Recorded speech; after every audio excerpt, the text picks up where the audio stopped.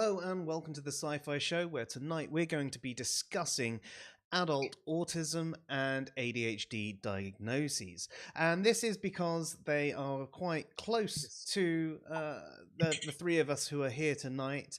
I've had an adult ADHD diagnosis, and these two have also had autism diagnosis in their adulthood. So we're going to be discussing things in quite a jovial manner, things that we've learned ourselves, things that's explained about our past, and things that we try and do perhaps slightly differently, or certain techniques that we've learned, anything we've gone through to get our diagnoses, and certain things along those lines. Now, obviously, none of us are doctors. We are going to be giving you anecdotal experience here, and yes, some of it we may have got from doctors ourselves or other professionals in the field, but nothing beats getting a proper diagnosis from a doctor, apart from perhaps the consensus of multiple doctors. So please don't take anything that we say tonight as pure medical advice.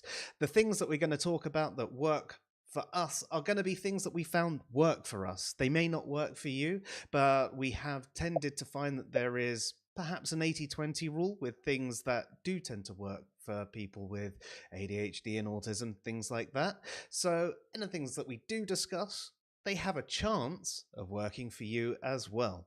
Anyway, hopefully that's going to interest you and you're going to join us. If anyone has any experiences themselves, we'd love to know about it in the chat. Or if you've had an adult ADHD diagnosis yourself and you are listening in or watching right now live, you feel free to let us know in the chat and we'll send you an invite link. But that's coming up in a moment.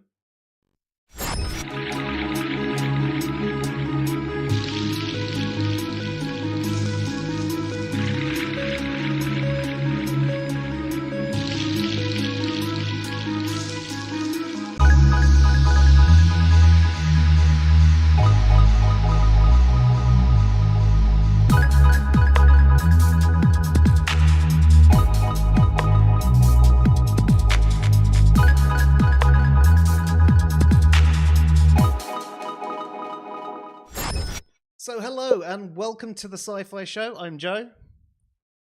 I'm Martijn. And I'm Krystin. And tonight we're here to have a discussion, well, mostly about ourselves actually, but you might find it interesting too. So tonight's stream is going to be a bit more informal than some of our other streams. It is a sort of roundtable discussion, and it's a lot of anecdotal experience plus personal research that we've done into these various conditions. Now, the pair of you had an autism diagnosis as adults, is that correct? Yes, mine was mid last year, I think, last July. And for you, what was the sort of process that you had to go through to get that? So the technical part of the process was I was given a link to an online self-report test. I believe it's called the AQ50. Mm-hmm. And I was advised to take that and see what it came back with. And I think I scored like 42 out of 50.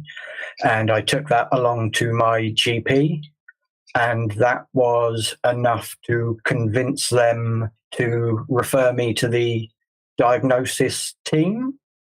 But then that was probably 2 or 3 years on the waiting list until I actually got anything through with them. But I think that's quite standard, to be fair. That's a very long time for to be on a waiting list to actually get seen and anything dealt with. What sort of reasons do they have? Is it just sort of you're not dying? So I think it's just how the NHS waiting times work, especially when it comes to mental health things and stuff like that.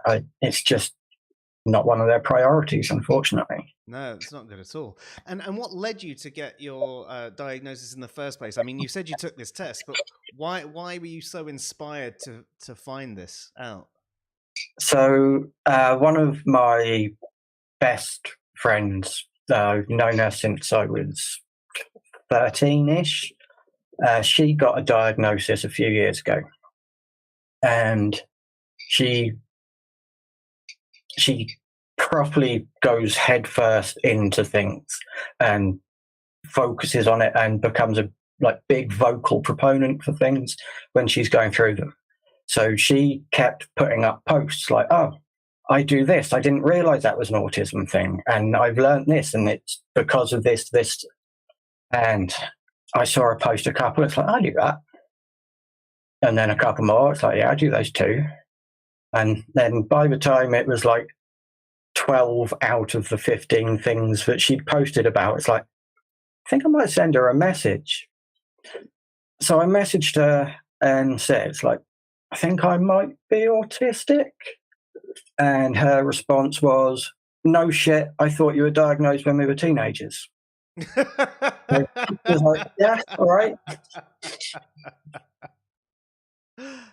Can you remember off the top of your head what some of these traits were that you were just like, oh my God, yeah? I mean, not all of them, but like the hyper-focusing and sensory issues, and especially like auditory sensory issues were a big, like, I thought everybody did that. It's like, no, you're just not normal. It's like, well done. But I think that's quite a common thing, is to have these specific traits and you think, oh, everybody lives life like that. And then you find out that, oh, actually, no. It's like, holy shit, some people can make serotonin in their own brain. I think that's a key point, actually, because we all only have our own experience. So we all sort of think that everybody's experiencing things the way we are, even if there might be one or two things that we realize that we experience differently from other people, like taste in movies or whether we enjoy watching sport at all or not. You know, even then we think that in general we all process things the same way, but actually we don't. And I think there's a lack of empathy perhaps sometimes from people who do just happen to experience things the general way most people do. And they're just like, well, why are you being that way? You know, there's a complete lack of understanding from them. I don't think it's necessarily a lack of empathy as such. It's a lack of exposure and understanding. But I also find with a lot of people, there's a lack of willingness to understand. Yeah. That's been my personal experience. You know, you're feeling this way, you shouldn't feel that way, you're wrong. Yes. Rather than taking the time to understand it. Now, before we move on to Martijn, there was a question that I think is actually a very good point come in from Ansfida. And it's, is there a link between autism and ADHD? Oh, my thing isn't showing up on the screen. Where is that? I haven't put the overlay thing in yet. Hang on. Let me bring that up really quickly. And refresh. Go. Let's see if that works now. There we go. It's all on the screen. Sorry about that. Anyway, is there a link between autism and ADHD? Now, yes. The funny thing, to anyone who, I should have put this in the disclaimer at the beginning. We're quite light-hearted folk, so we're happily to take the piss out of each other and ourselves, and that includes certain things that, you know, are wrong with us. And so one of the things that ADHD is sometimes called is autism light. And one of the reasons for that is there are a lot of traits that cross over between the two. In fact, if you look at a Venn diagram of symptoms. Yeah. It's not a perfect circle, but it's not exactly far off either. No. And obviously, autism and ADHD share a lot of symptoms with a lot of other conditions like depression and anxiety and all sorts of other things. So quite often you'll find that perhaps people with autism and ADHD might have been round the ring and being put on all sorts of different medication to help them, that sort of is the equivalent of putting a band-aid over an arm that's been chopped off. You might briefly think that it works and then slowly realize it doesn't. Specifically, it is very, very common for autistic people to be diagnosed with depression and given depression medications, which then don't work because they try to fix things in a specific way. And what they're actually suffering from isn't depression, it's autistic burnout. Yes, and that can lead to a form of depression. Yes. But it's not depression in the first course. And you could say the same thing. Like I've suffered with a lot of depression throughout my life and bouts of anxiety too. And a lot of that is because the root problem wasn't being dealt with.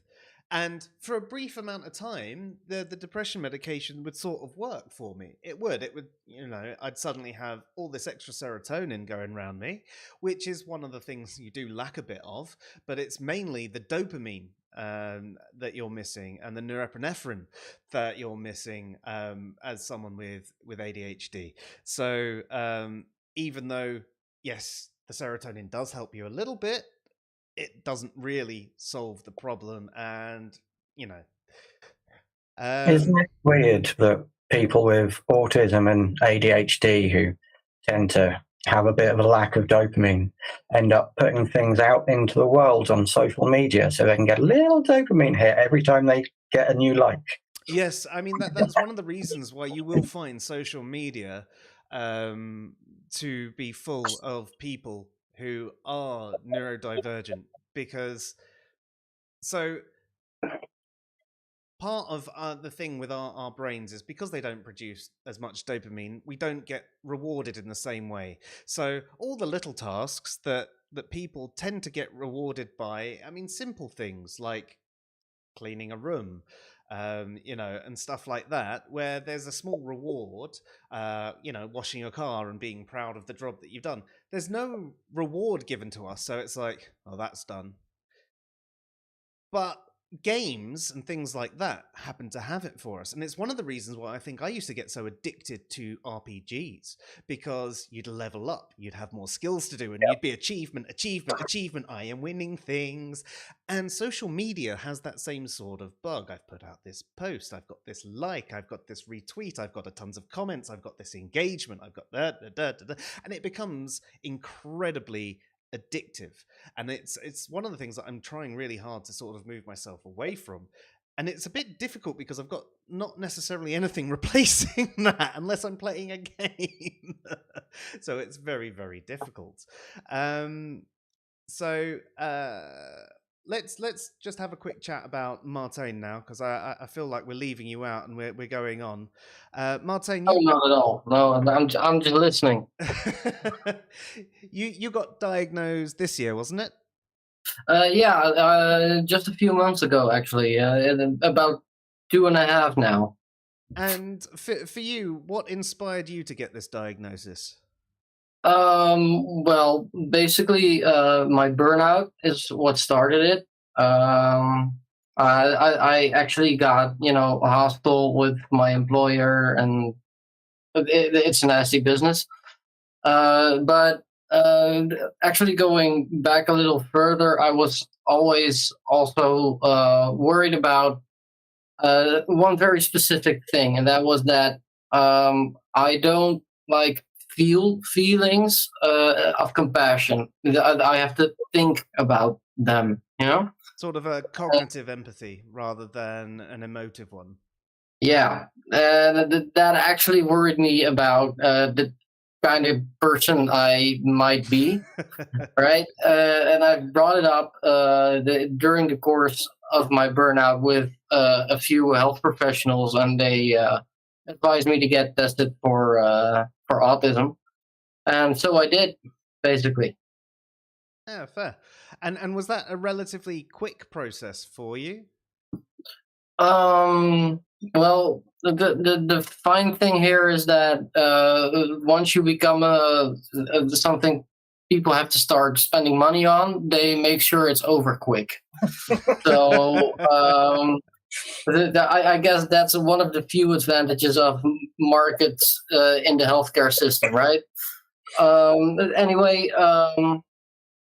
so what they basically did was they had me on on a course basically of I guess it was 2.5 months in which they had me do, I guess, 5 different questionnaires, a few meetings which were hell of inconvenient, but that's another thing. Yeah, they also interviewed my parents about me, and that's what basically confirmed, I guess, that I am indeed autistic. I had a similar thing in the actual process of diagnosis as well, of giving details to contact family members and getting a picture of your history, or however it is they refer to it. Yes, I mean, I had that as well. I actually had some old school reports that I had to give with mine. They've just mentioned that I'm coming through quite quietly. So let me just have a quick look at my settings. I did mess about with the settings typically before the stream earlier on today, and then I was planning on having time to, test. But no.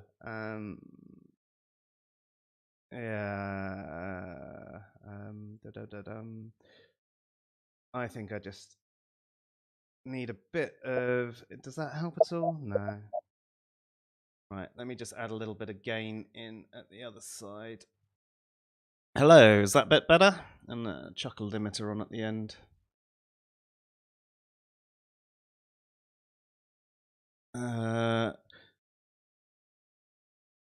Right, is that better, folks? Is that am I coming through a little bit louder for you all? Is everything a little bit more level?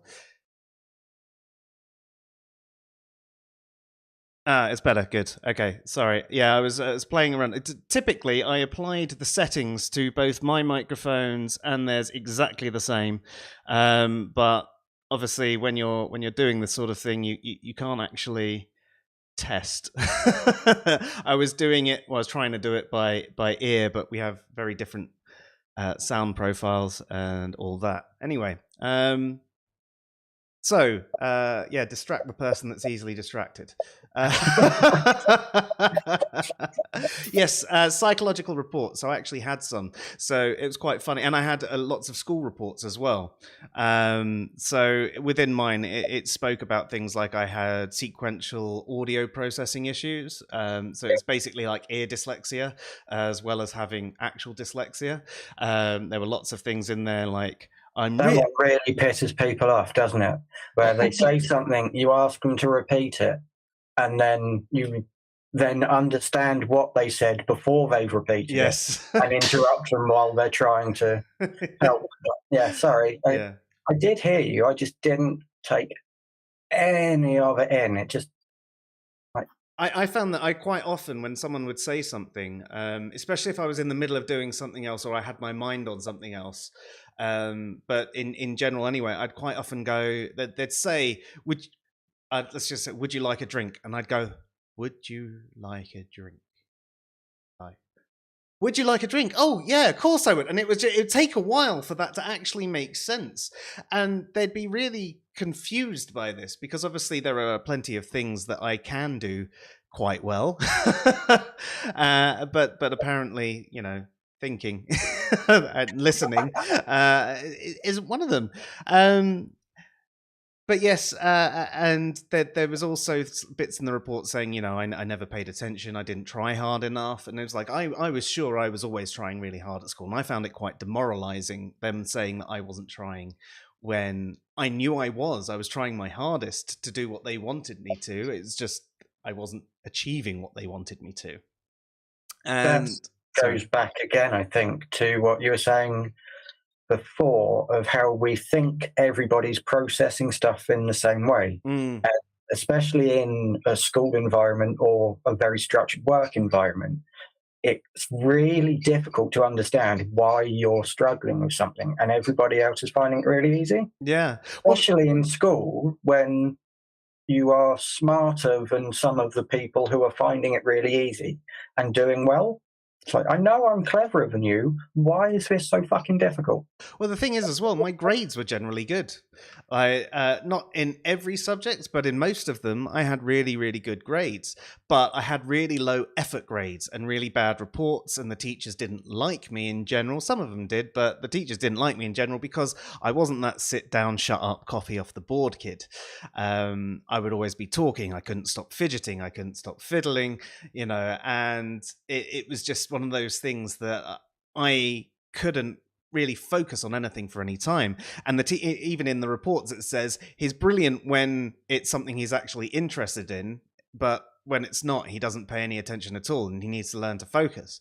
Well, unfortunately, it doesn't work like that for someone with my brain.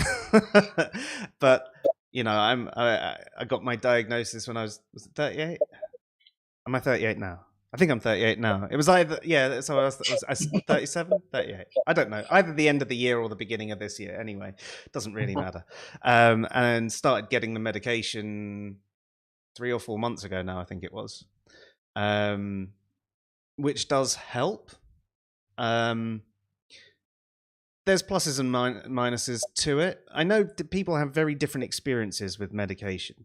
Now, what's interesting is they often do supply medication to folks with ADHD, but autism in general doesn't have medication prescribed. It can do with certain types, or if someone's experiencing certain symptoms, sometimes they might need antidepressants or antipsychotics or anything like that. But in general, people with autism don't get any form of medication, do they? But have you had any sort of treatment or therapy since you've had your diagnoses? So I haven't had any form of medication that I wasn't already on before for other things. So I have an antidepressant and anti-anxiety medication, which I keep thinking isn't working, and then I stop taking it for a few days. Like, oh, holy shit, yeah, that's what I'm like without it. But with regards to treating any symptoms or autistic traits in and of themselves, no. I was lucky enough to be referred to a autistic charity for autistic people. Probably a bit of both. They helped me with quite a few things, with like getting PIP payments, which is, for people who don't know, personal independent payment, which is essentially a disability benefit. And they helped me get things like a blue badge for the car, which I get lots of dirty looks from people because obviously I don't look like I need a blue badge. But again, it's one of those things that most people just aren't going to be able to understand, is how much anxiety and stress there can be not being able to find a parking space, or the stress of worrying about forgetting where the car's parked. Sorry, bear with me 1 second. No, sweetheart. And what about you, Martijn? Have you had any sort of therapy or anything like that? I'm receiving like education, so they're basically teaching me what autism is all about. I haven't had any other therapy since, so I'm not sure to what degree that is because of me, because at the start of the whole diagnosis thing, I did tell them that I didn't want to use any medication. So I'm not sure if I'm supposed to be on it or not, actually. So that. That's fair. So sorry, Kristen, back to you. You were saying, people don't understand that sort of anxiety about certain things that, they take for granted and they might find annoying, but it's not to the same sort of level. Yeah, it's weird how genuinely crippling it can be at times, where like I have missed so many appointments and scheduled things because of the anxiety of going out to places to do them. Like being a type 1 diabetic, I'm supposed to go to the hospital like twice a year for checkups and go to doctors and eye screenings and all of this kind of stuff. And panic attacks at the idea of going. I make the appointments, and I make the appointments with every intention of going, because every time I forget that I'm going to flake out. But this is another thing where I'm really lucky, because the charity Mind, their local office, are now providing a service where they provide somebody to come to appointments with you. Oh, that's brilliant. And she's come to I now have the Libra thing for my diabetes, because she came to the hospital with me. First time I've been in like 5 years, I think. Made appointments every time. Didn't keep a single one of them, because I'm sat there having a genuine panic attack about the idea of being in a hospital. And it's fine. There's no problem being in it. When I'm actually there, it's a bit hand-wringy and sweaty, but nothing actually happens. But having somebody who will phone up and make the appointments for me and meet me and go in with me has just genuinely changed my life. It's amazing how such a little thing can make such a big difference. It's really great that they do that as well. And you're right. There are certain things, like when you're experiencing those anxious feelings, you can even logic your way through it and go, "It was fine last time. I know it's going to be fine this time. I still can't do it." Yeah. And when you're in that state of mind, like, people can't get their head round why you are feeling that way, or how you got yourself into that state. And to a certain extent, you don't even know how you got yourself into that state either. If you did, you could probably fully pull yourself out of it. It's not something that's completely logical, because if it was, logic would help you get back out of it. Completely. It also feeds into something that I think not many people know about with autism, unless they have personal experience with autistic people, because everybody sees autistic meltdowns. But I don't think many people are aware of the shutdown, which is you just can't do anything.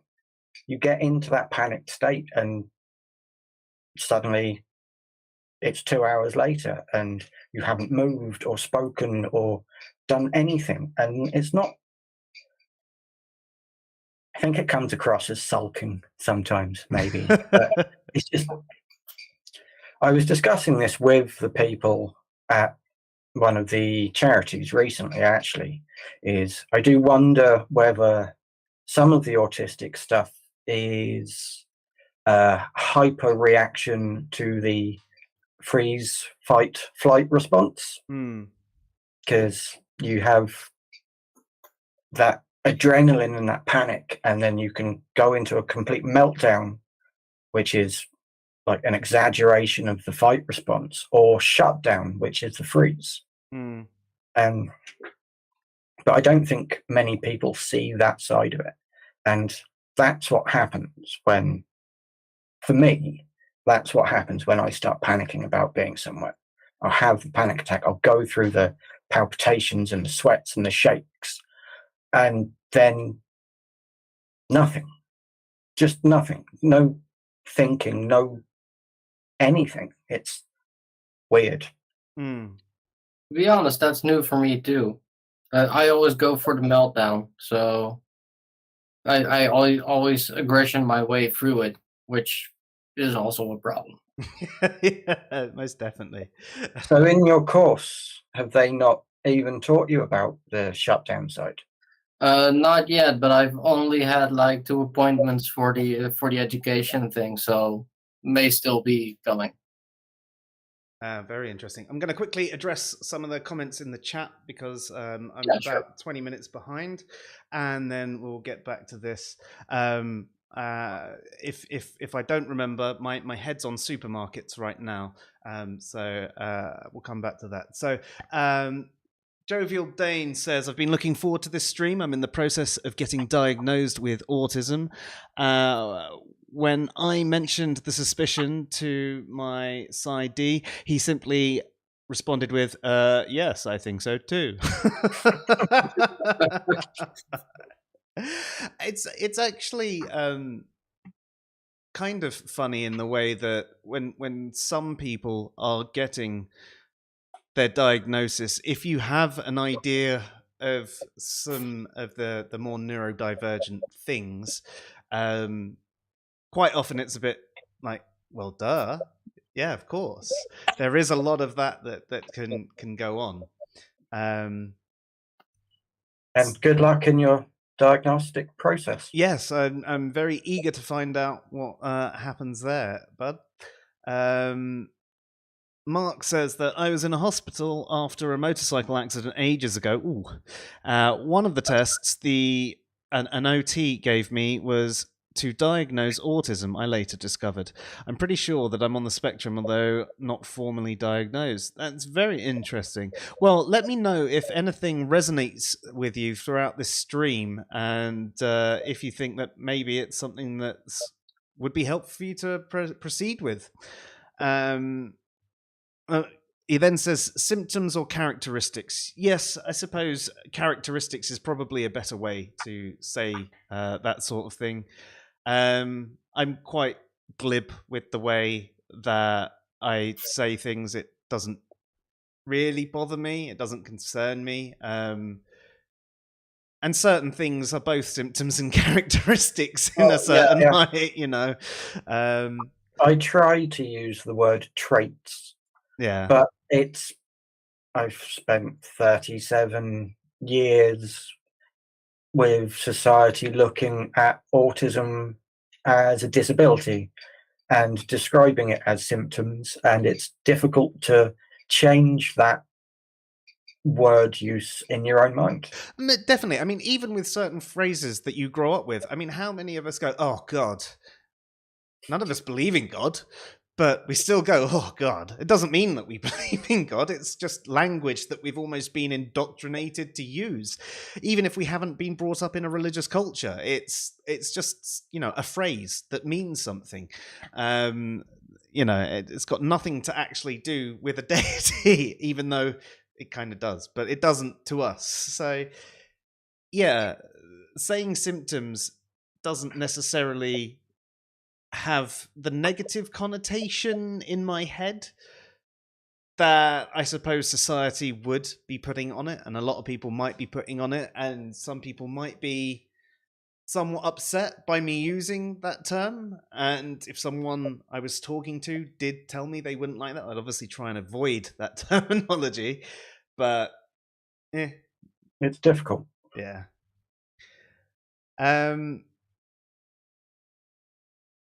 So Luke actually works with people on the spectrum. A lot of people with learning disabilities who also seem to have autism and ADHD and other things like that.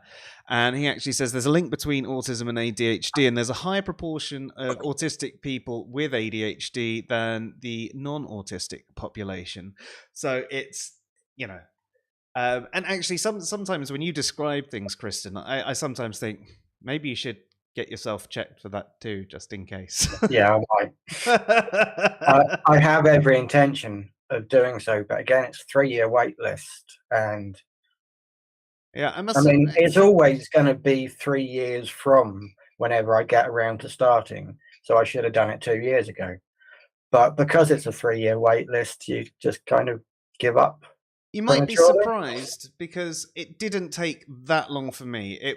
They told me it was going to be a 6 months wait to get seen, and actually, I don't know if there was a cancellation or something, but they saw me 2 or 3 months later, and it was then another couple of months till the next appointment, then another couple of months till the next appointment, and then it was like, right, here's your here's your diagnosis, but it actually came through relatively quickly, and it was just a case of I filled in a form, I sent it to the GP and asked for a referral.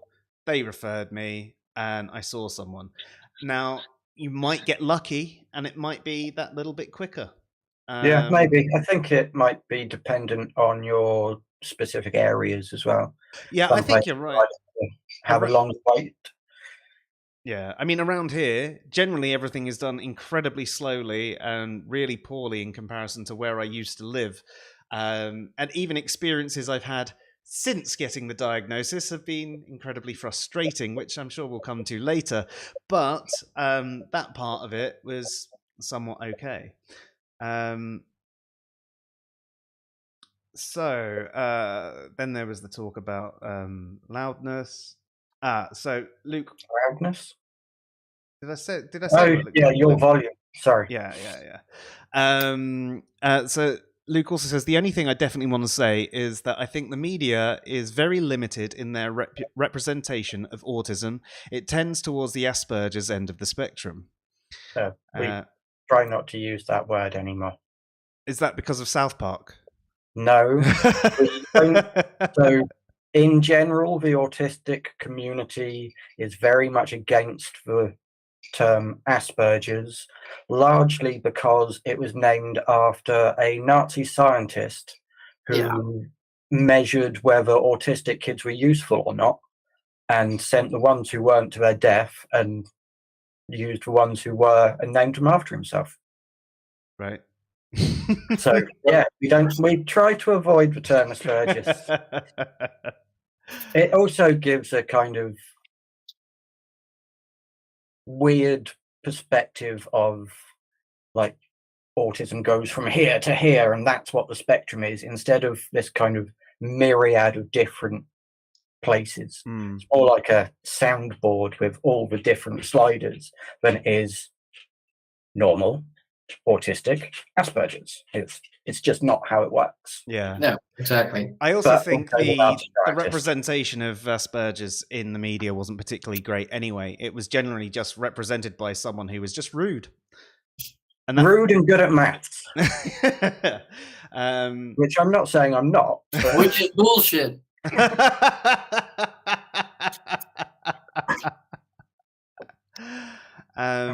Yeah, I do like a good maths problem, but I'm no fucking supercomputer. I hate a good math problem. I do enjoy maths, though I'm not as good at it as I used to be by a long shot. Although that's probably more to do with the amount of time I spent raving and dancing around, chewing my face off, than it is anything else.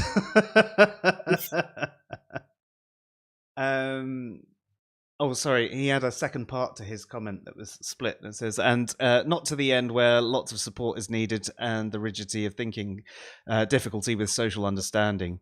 It's more extreme.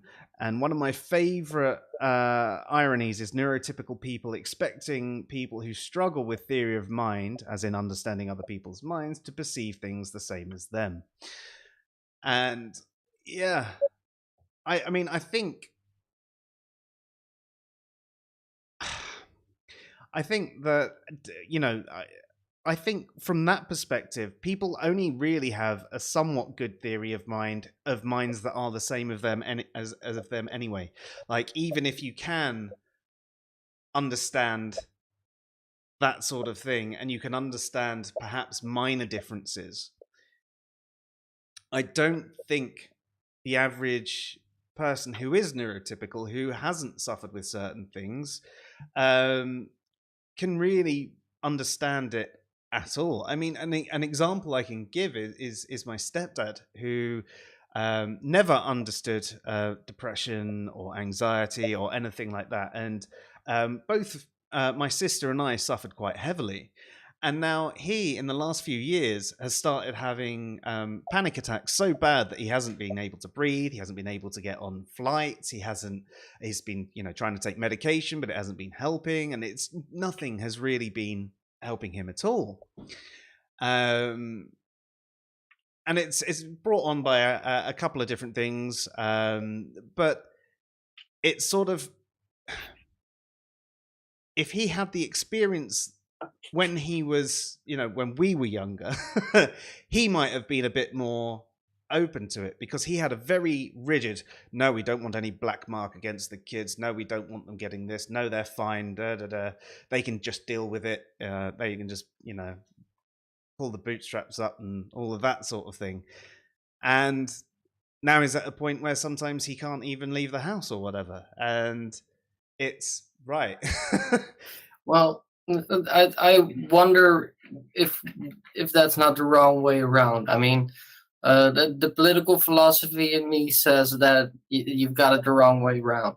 That the culture is the bootstrap thing, and that leads to a lack of understanding for, the things like depression and stuff like that. Because, well, when it is true, these kinds of things are sort of born out of luxury, right? It's something you only notice that's off when you have the time to notice that it's off, basically.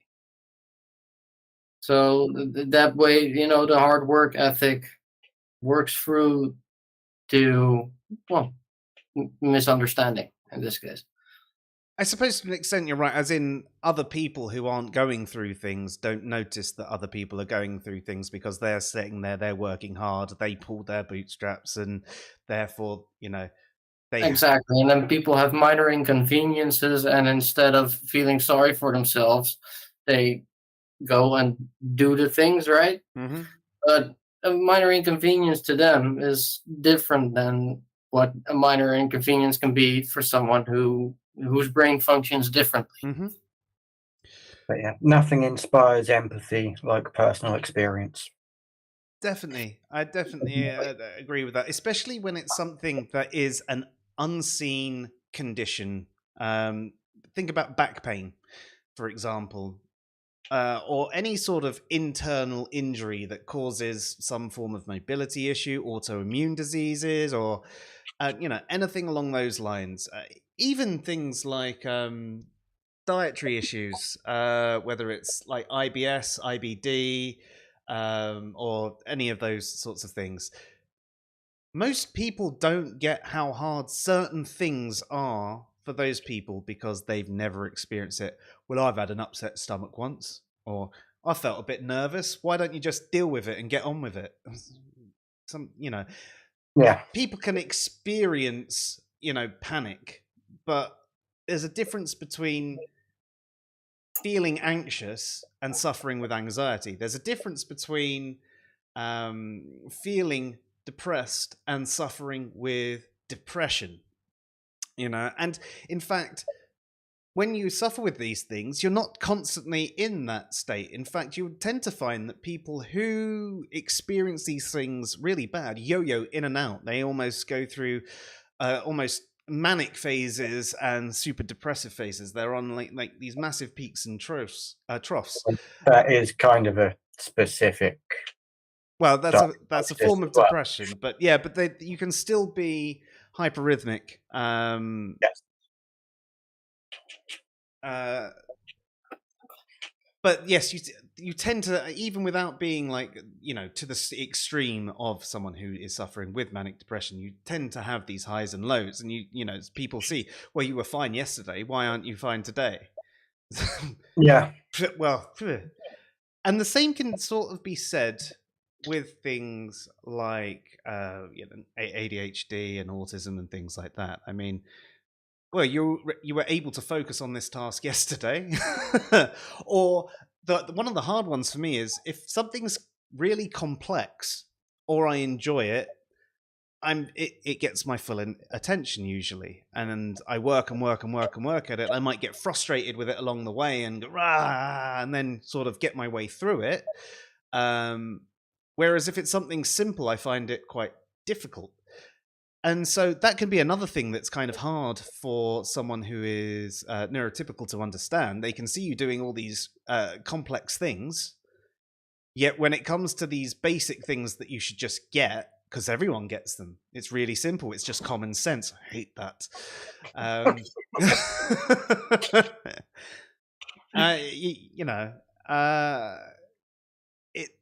It's really frustrating, and it can lead to somewhat aggravation. And I don't know about either of you, but I tend to be somewhat literal with instructions people give me, and I think that's because I don't know if it's just because I'm that way, or if it comes from a history of always getting things wrong when I thought that I was doing it the right way. So now I do my best to make sure I'm doing it exactly the way they've asked.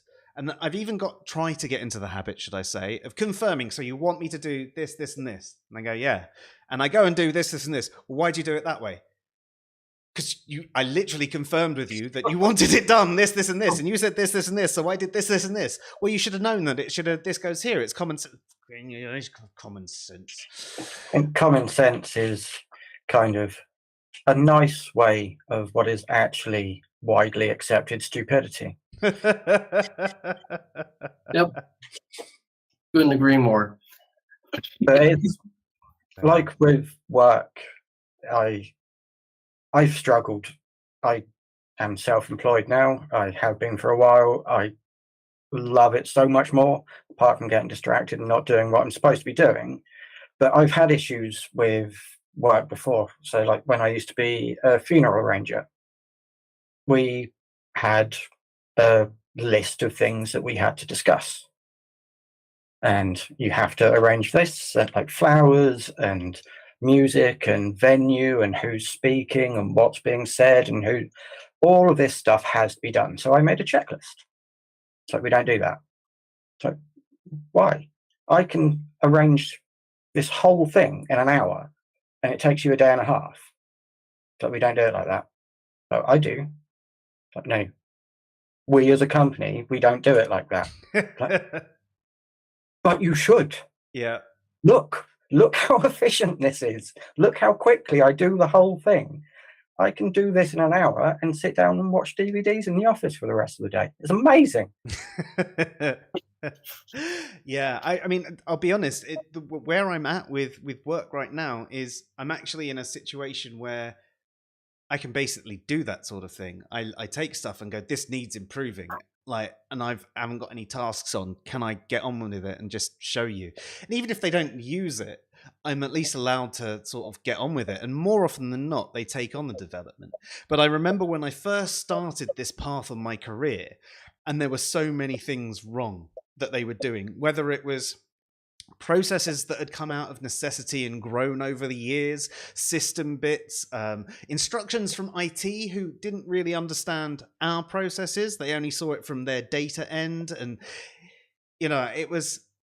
I would sort of get on and I'd do this thing and it'd be, I'd do a much more efficient version of everything that was going on and it'd be fantastic. And then you'd have them go, well, no, it's not done that way. No. And it was absolutely awful because at one point I had a half decent boss who had let me get on with these things and start changing things. And then we had a new boss come in who wasn't particularly tech savvy. And she sort of just was also a bit of a bully. It was didn't gel well with me at all. But it was a case of, no, IT said it's this way, use this report like that. It's like, yes.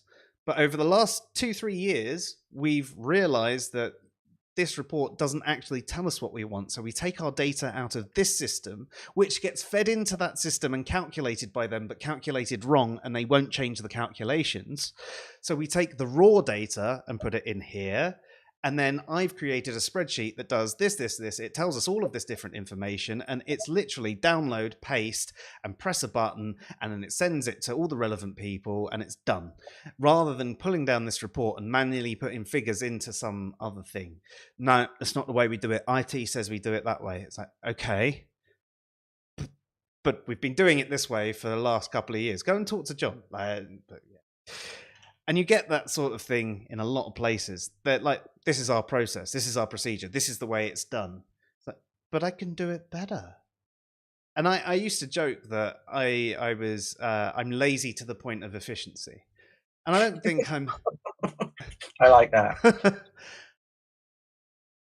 I will find an efficient way to get something done. And if I've got a bit of work that... especially if it's something I don't like doing, I will find a way to automate it. And if someone else has got some other work that needs doing, I'll find a way to automate their work and so on. And that'll give more time for other things. And yeah, do you know what? Some of that time will be spent on doing what I want to do. Because you know what? I've taken something that takes you all day and I've made it happen in 10 minutes in the morning. I actually got seconded to London at one point, and there was this team of analysts, apparently. There are only two of them, but they were in their sales department in London, and they were like apparently really top quality, and they spent most of their day producing these 3 different reports. And after a couple of weeks of being there, I made it a click of the button and it was done in 10 minutes in the morning. And they were like, I don't know what to do with the rest of my day now. I was like, you're really telling me your entire day was spent producing 3 reports? Oh my God. And they're paying you way, way, way more than they're paying me. But yes. You're making people feel unimportant now, aren't you? It's like, I had a purpose. Took away my purpose. Well, she actually liked it because she could then just spend her day shopping online. But that was my thing when I was at the funeral place. Like, you're employing me to get the job done.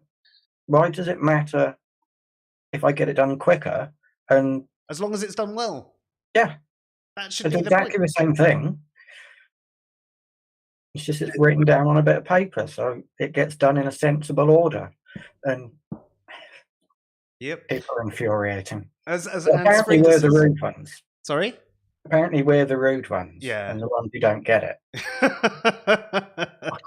Yeah.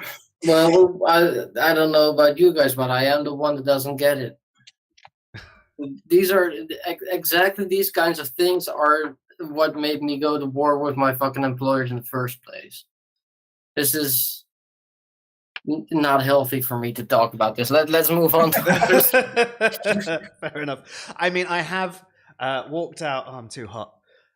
Excuse the hat hair. Oh, it's gone really warm and sweaty. But I have walked out of a number of jobs for various arguments over processes and procedures and things like that, and being told I'm doing it wrong when I was doing it better. Yeah. How dare you? How very dare you say I'm doing it wrong? Hello to everybody that's just joined us as well. Nice to have you here. If you haven't noticed, we're just having a general discussion about ADHD and autism and our adult diagnoses.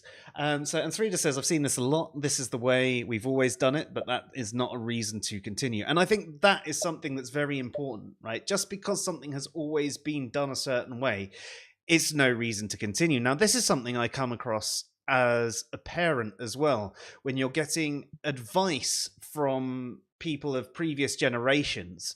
Well, we always used to just do this. Yes.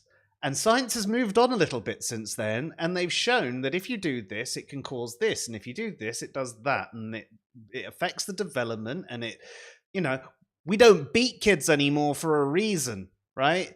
No, I do it for no reason whatsoever. The fuck needs a reason.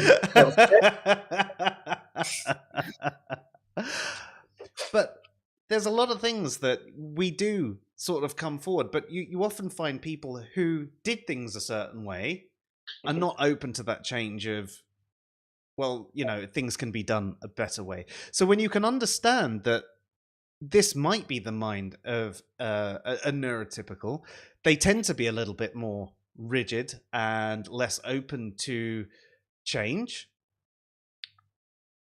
You can sort of understand why businesses is kind of that way as well, because you have to imagine that there's probably a lot more people who are sat there that are neurotypical in a lot of roles anyway, with the few weirdos like us who are saying, well, it could be better. You know.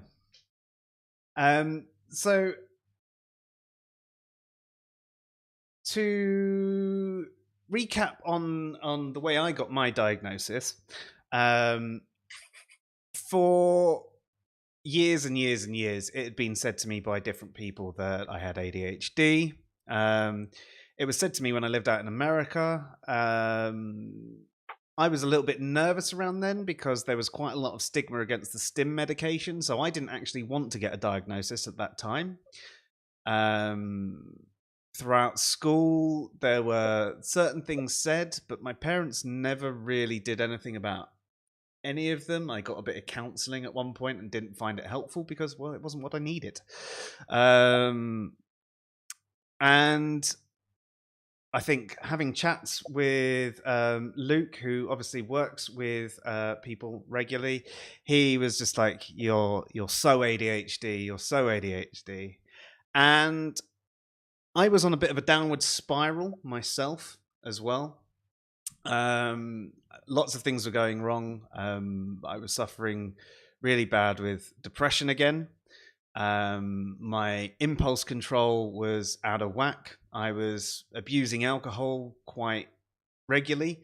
And all in all, I wasn't actually having a good balance in my life. I needed a change. I needed something. And I started looking into it. I was looking for reasons for the sorts of behaviors that I had and ways to control them. And everything that kept coming up sort of came back to ADHD, everything I was doing. And then I started watching like videos and shorts and things like that. And I was like, tick, tick, tick, tick, tick. Occasionally it was like, God, no, I don't have that at all. But for the most part, it was a big tick box exercise. So then I went and filled in that form. Out of curiosity, on those things where you were like, "Oh, I don't have that at all," how many of those were Steve saying, "Actually, yeah, you really fucking do"? Well, there was a couple of things actually, which one of the things about ADHD was being a people pleaser. They're quite often people pleasers, and I said, I don't really see that in myself because I think perhaps when I was younger I was, but I've been burned so much that I've given up on that. And she was like, you're more selective with it, but the people you want to please, you go over and above what people usually would. So my attitude towards myself was, well, I don't do it because I don't do it to everyone. But it was actually, no, you do it. You're just selective with it. Which was interesting. And so, yeah, there were a few of them that were like that, but then there were a few of them that really, really weren't. So I'm very much an organized chaos sort of person with tidying up and everything like that. I like to have things in visual range if I need to remember them. Typically Object permanence. Well, that's a misnomer actually. It's not actually object permanence. It's it's out of sight, out of mind, rather than object permanence. Object permanence is something that babies have because the second it's gone, they think it is, it doesn't exist anymore. And it's one of those things people often use to talk about ADHD, but it's not strictly true as to what it is. Not in the same way as it is with babies, but it might as well not exist. Yeah. I think. But there was one that was like saying, you need everything tidy to, but you want, but you can't bring yourself to put things away. And it's like, well, that's not strictly true for me. It's I like things out. I don't necessarily need it tidy. Yes, there's a point where I have a tipping point and I go and I can't focus. But in general, I don't even see mess to a certain point. And this obviously frustrates my wife because she likes everything away. And I can understand why it frustrates her, but I don't even see it. And I sort of, I almost need her to micromanage me and say, right, what is wrong with this room right now? What do you need me to do? And I will do it because I don't see a problem. But when something, say you've had a party and there's everything everywhere, that obviously sends me into a bit of a meltdown because I just don't know where to start. I look at it and I'm just overwhelmed with it. So yeah. Back to the diagnosis. So I went to the guy, and obviously I went through the process, and he spoke to my mum, gave him the reports and things like that, got the medication. But one of the things that I've actually had trouble with a few times is actually getting hold of the medication. Now, at the start, I had to remember to phone up the so it was a different thing away from the GPs. It wasn't attached, and you couldn't do it through a computer. You couldn't send an email or anything like that. So you had to remember to phone up. You only get 28 days supply at a time. Then you had to go and collect it. You had to make sure that there was at least a week for them to prepare it. Remember to go and get it. Take it to the pharmacy. Then it could be up to another week because they had to order it in because they don't keep it on stock because it's a scheduled drug, Schedule 1 or whatever, and therefore you then be waiting for that. So you'd have to leave so much time, and it really wasn't ADHD friendly at all, especially when they got to the point where you go and hand it in and you'd go back a week later and go, you haven't sent me my text to let me know. Oh yeah, we can't get hold of it at the moment. And you were going to let me know when? Yeah. So I had a bit of a meltdown over it a little while ago, and I think that's actually on the TikTok. There's a big old thing of me going on about it. Yep, I've seen it. See, I highly recommend getting the Lloyd's Pharmacy app because it sends me notifications when I need to order it, and then they deliver it to my door. Nice. Very nice. They're actually my pharmacy, so I'll see if they'll do that. I don't know if they will because of the type of medication it is. So yeah. Luke's got a comment on the rigid minds, and he says it's less about being rigid about change and more about people not being comfortable about things they understand. You understand how to automate those processes; they don't. A person is accountable and can explain their work, but machines are commonly an unknown quantity. That makes people uncomfortable, and you're comfortable because you get it. And I think that's very much the case with a lot of things, but there can be other processes that can be improved as well that aren't necessarily automated. It could be the way that, the mail was still dealt with in the morning. Sort of things. There's different ways that you could do it, like you mentioned with Writing a checklist. Yes, and that sort of thing. So it's not necessarily just automation. Automation is a big one that I'm good at, but I think for the sake of it, like there are other processes and procedures and things like that can be improved upon. There's still that rigid to change, and I think you're right that the part of it is because they're uncomfortable with the change. It's that mentality. We've always done it. It works as it is. Don't change it if it's not broken. It's like, okay, you say it's not broken, but you're actually employing more and more people to do this task because it's taking so long. And actually, it can be done in 10 minutes, and the people we employ can be sort of doing better things. Instead of being made to do this pointless, repetitive task that no one likes doing, and it makes everyone feel crap doing. I think Yeah. that with it could be partially in certain things for fear of not understanding machines and stuff. But I think a lot of it comes down to if you can show that you can do it better, then that means they were doing it wrong. And people don't like to be wrong. Well, Could be part of it. There's also another part, and that is a lot of the fights I just referred to, I was having with people like Joe. Because a lot of times people from the IT department think they know how to improve things while not making a real improvement.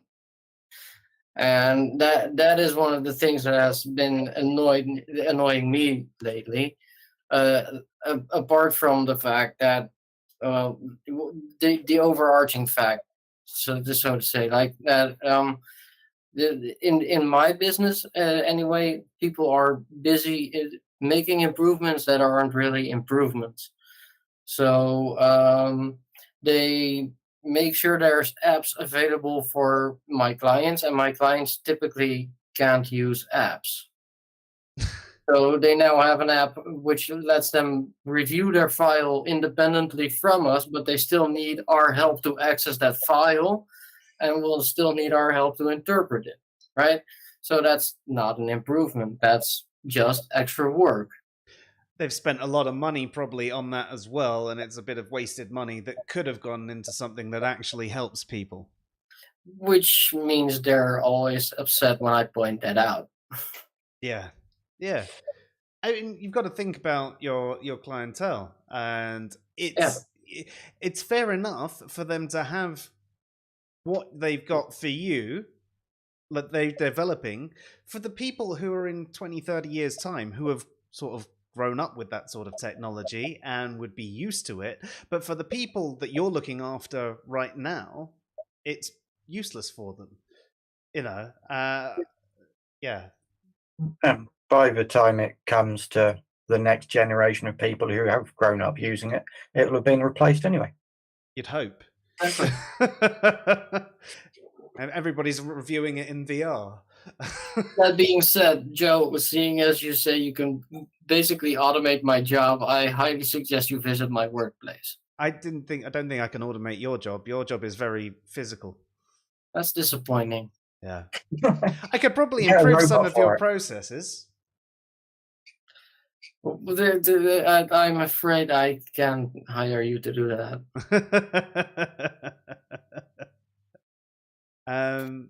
But I'm sure that you've probably had all the ideas that I would have in your place anyway about improving them, apart from any that maybe go around like the digital world. But all the other ones, you'd probably have very similar ideas, and you've probably been pooed on a lot for suggesting them. Yep.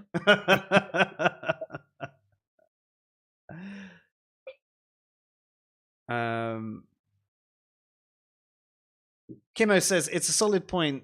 Once someone improves upon your approach, you might get pissed. Speaking only for me, though, I think, or I'd like to think that it would be welcome I would welcome any improvement.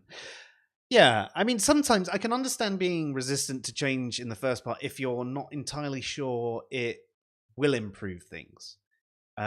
Sometimes you can be a little bit skeptical about the change that comes in, especially when a lot of the changes that comes in are like the ones Martijn mentioned, that don't actually do anything to improve it and just end up giving people more work instead of less.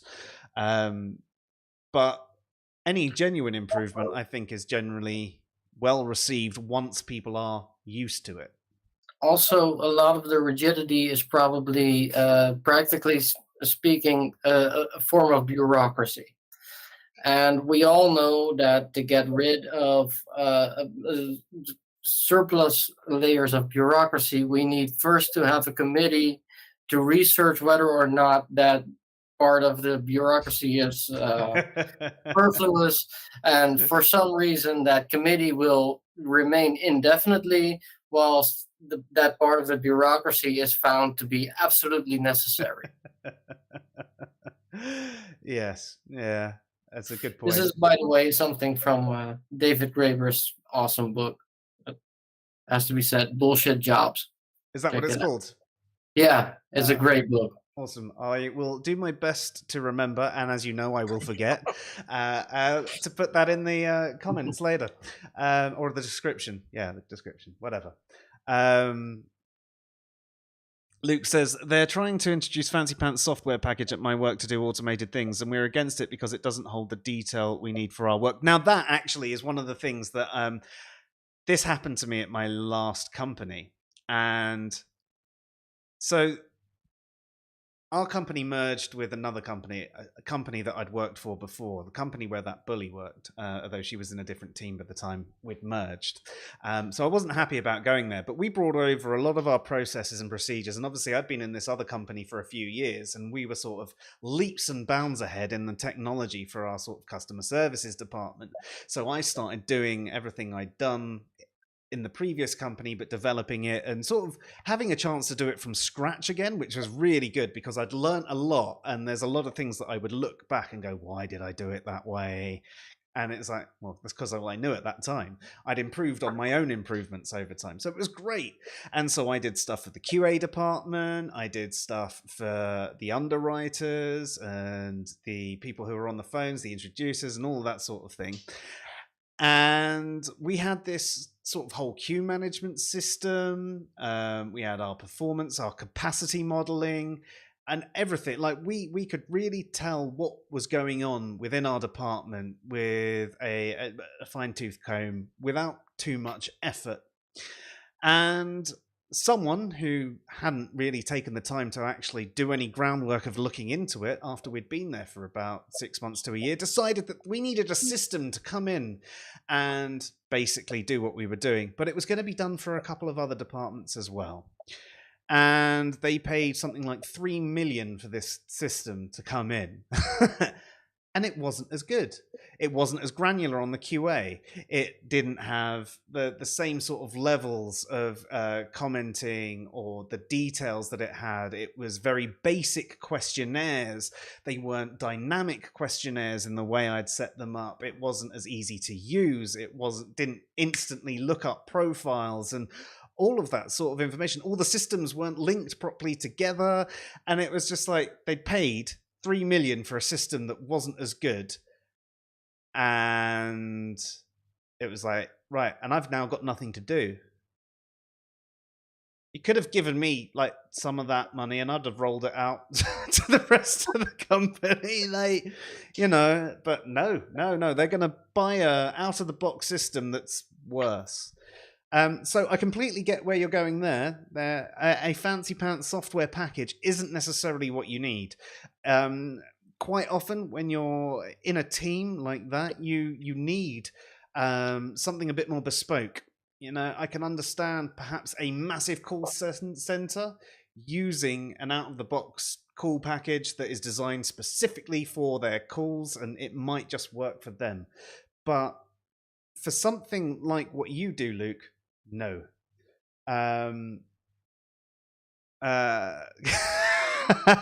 Cyborg doesn't have a diagnosis, but does frustrate his wife.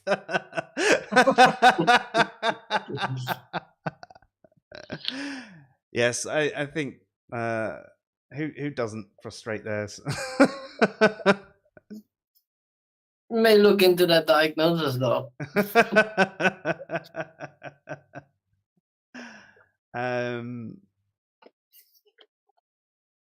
Oh yeah, so they keep telling them that they need to trim some of your stuff down. No, so for what you do, you need the detail. Definitely, it could possibly be better organized. I even did a form for you the other day, didn't I, Luke? That automatically saved and recalled your information. You've probably not even had a chance to look at it or forgotten about it entirely.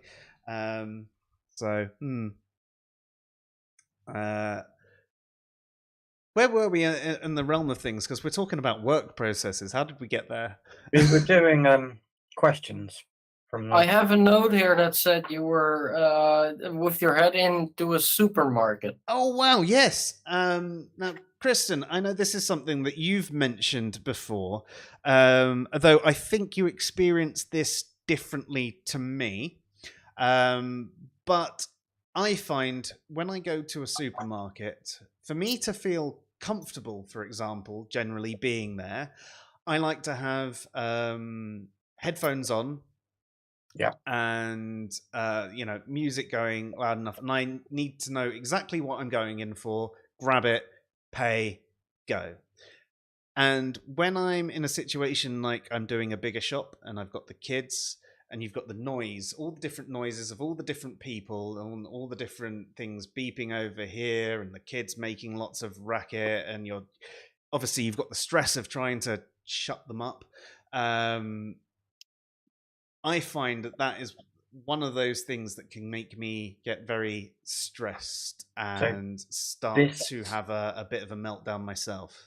This is directly something that I actually wanted to address, is the sensory overload, because I suffer from it terribly. I have a collection of earplugs and defenders and things to stop it.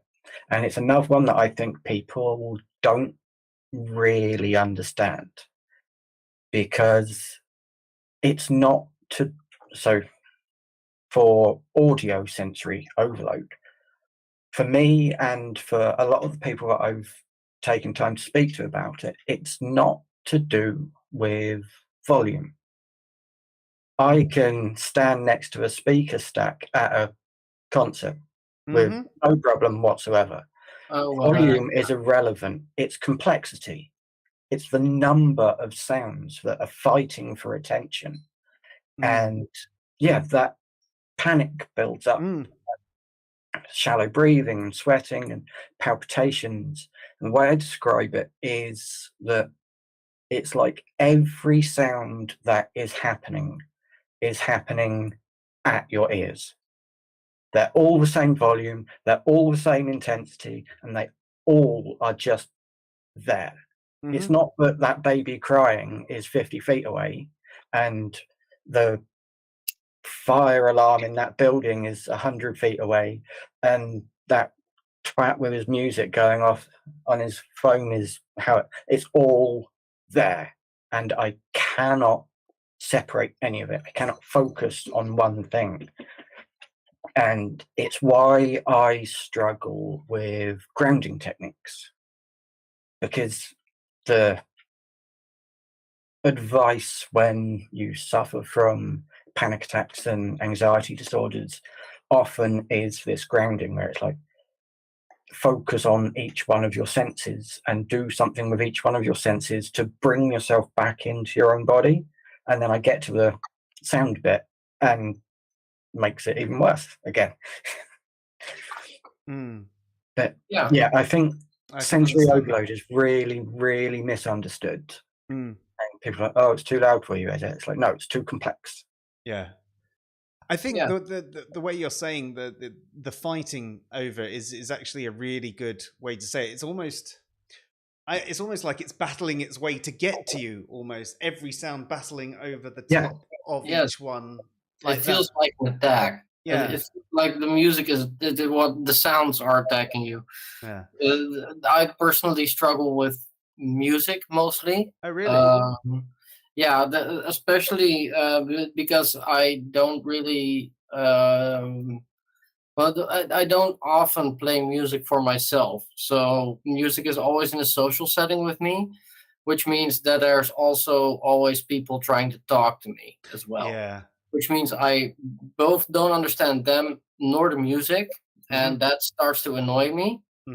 And that starts to annoy me until I'm pissed, and then I need to leave the room because I'll get a headache, and I'll start fucking telling everybody off, basically. Yeah, that's which fair. Is good for your social relationships. Yeah, I mean, I get that. I mean, for me, I find music quite helpful, and a lot of different music I find helpful for different things as well. But I can, especially if it's you're in a setting where it's part of the overall attack. So if it's you're in a pub and there's lots of different, when a pub gets loud, you've got the music in the background as well as all the different people talking around you and all the different people there and there. That can start to get a little bit overwhelming. I much prefer a quieter pub for that sort of thing. But if I'm going to a pub to listen to the music, great, and I'll go and stand outside for a chat, and then I'll come back in and I'll listen to music and have a drink and a dance and whatever. It's fine when I'm there for the music and I'm listening to the music, but I don't like it when it becomes part of the overall attack. I'm the guy who doesn't go to pubs or to festivals or concerts or whatever. I just stay at home. That's me. I must admit I haven't been to. Well, Reading was the last thing I went to 3 or 4 years ago. Might be longer than that now. There was COVID in the middle of that. Maybe it was 5 years ago. Blimey. But yeah, Last proper gig I went to was Slipknot and Korn. nice. Korn were at Reading, which was great because I'd never seen Korn. Did he play his bagpipes? I don't remember. I was really wasted. I remember I started a circle pit, and I moshed for ages. But I'm old, and I had to get out after about 5 or 6 songs, and I just chilled at the side after that. But you know, I was the one who got it going, so I was happy with that.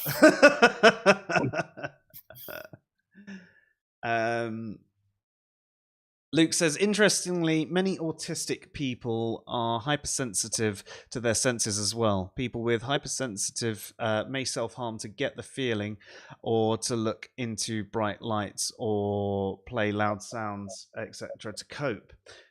Kind of reverse the hypersensitivity. So sort of what almost overload it. Overload the hypersensitivity? Is that what you're suggesting there, Luke? Is that what you guys got from that? I think for me, part of it is distraction as well. So I'll do minor self-harm things and hurt myself a bit when I can't remove myself from the situation where I'm having the sensory overload, because it takes me to something else.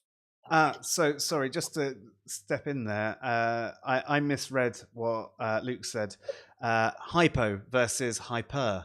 So the inverse, basically, they're not sensitive. So there are some autistic people who are hyposensitive to their senses. So it's so where you might get that overload, I guess they're getting a complete underload, so they need more sensory input to have the same sensations. So much in the way that you could say someone with ADHD, or as you have said yourself, Kristen, you don't get the same sort of pleasure from the typical day-to-day stuff, so you need that additional bit of reward. They have it with their senses, so they need to do things to pull this out. I think it's quite common for autistic people to deal with pain in different ways as well. That was something that was brought up during my diagnostic interviews, and because, like, say I hurt my hand, that will be the only thing that I can focus on, unless I hurt my other hand so that it's balanced. And it never occurred to me until it was brought up during those interviews, so it wasn't a normal thing to do. I mean, if I cut off a finger, I'm not then going to cut off a finger on the other hand, but I need some sense of pain on that side as well, so that my body's symmetrical. God, that's the most autistic thing I've ever said in my life. Jesus Christ.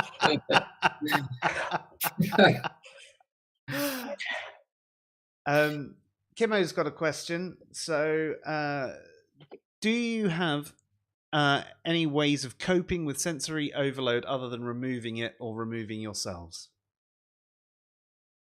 No. Not really, man. No. Like I say, I try ear defenders. I've got a set of earplugs which are kind of amazing up to a certain point. They're called Flare Audio, and they're not plugs as such. They're open tubes, but they're shaped in a way that it lessens certain frequencies. And because it has been very scientifically proven that certain frequencies trigger more anxiety and stress than others, it dampens those specific frequencies. So if I'm going to a shopping center or something like that, and I know it's going to be really busy, I can wear those and it will hold it off a bit, but it will still can get to a level where it doesn't matter.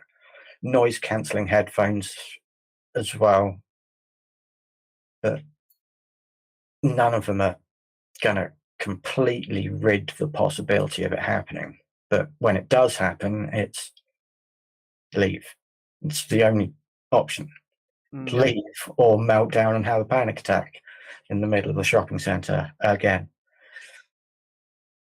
It wouldn't be the fucking first time. See, one of the other things with ADHD is problems with emotional regulation, or at least emotional self-regulation. Is that a similar sort of thing that happens to anyone that's autistic? I mean, you've literally had me stay at your house curled up crying on your kitchen floor. So no, not at all, Joe.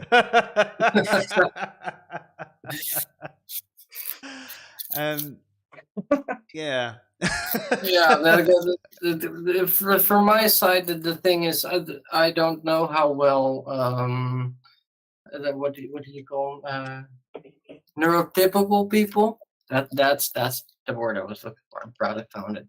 Neurotypical people are at all emotionally self-regulated, because if I look at social media, for instance, I see a everyone lot of on social media is ADHD, being way out there. Yes, I think it depends on the topic and all that sort of stuff. But yeah, I think there's the tendency to consider that you're being, you're overreacting, and things like that. You're quicker to anger than the average neurotypical. You're going to get more frustrated with little things. You're going to seem like you're getting very stressed. So, and I mean, example, tying it back into the previous one in the supermarket, if I'm there with the wife and kids and I'm starting to go through it, and I can't tell her what's going on at that time. When I'm in that moment where I'm starting to have this overload and getting really stressed, I just need to finish the shopping and get out of there. And then she starts talking to me and going, "What's going on? Why don't you just calm down?" Calm down's like the worst words you can say to anyone ever. No one calms down when you tell them to calm down, right? But when you're in that state and you're obviously getting there and you know what's going to happen and you're like, I need to get out of here quick before I turn into this thing and explode. And you've got this, suddenly there's this additional noise coming in, adding to that as well. And you're like, no, you're adding to the problem. Just get the kids away. Get everyone away. I can deal with the shopping myself. Just go away. Everyone go away. Yep. But you can't say all of that. It's all going on in your head. You're going 1,000,000 miles a second. And then you get out and you're sat in the car and you're like, yeah, I'm all right now. What was all that about? Yeah.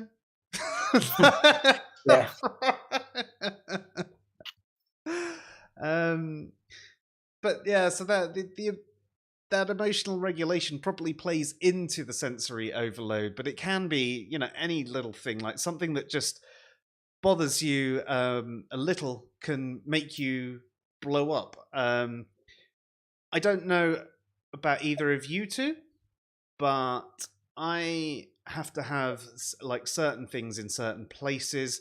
Otherwise, I find a lot of problems finding them, remembering them, and all that sort of thing. So I quite often, like for leaving the house, I have a basket with glasses, keys, hat, and all of that.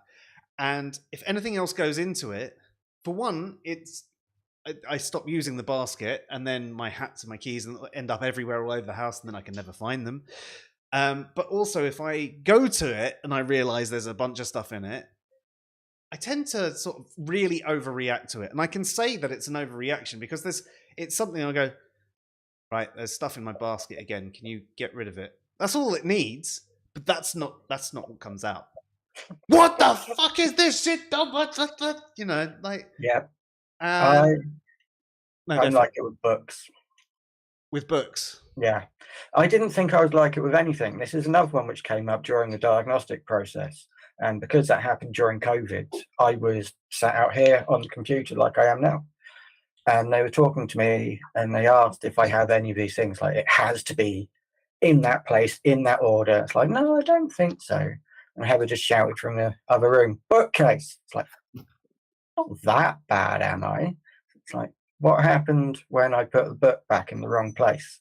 It's like, may have shouted a little bit. A little bit. It's like, all right, shut up. I was like Fuck that you. with books and DVDs, but actually they're now all just in a box in the loft because there's no room for them and everything's, digital now. But I was very much like that with books and DVDs too. Yeah, it has to be in alphabetical order by author, in categories, and then by date. So the date was never one that bothered me. I would tend to just... I had to do it like that because I got so into the Anne Rice books. And if you did it, and if date was chronologically how they made sense to read. So no, I'd go with that. I would go with that. But then that went into everything else as well. Right. Okay. Yeah. So that wouldn't have applied to everything else. I would have had books in the order and DVDs in the order that would have made sense, even if the movie was released, like Cube Zero was released after Cube. It would still go before it. But yeah. I wouldn't have felt the need to do it with things that it didn't make sense for necessarily. But it does make sense. Maybe. So, Martijn, what was that? Sorry?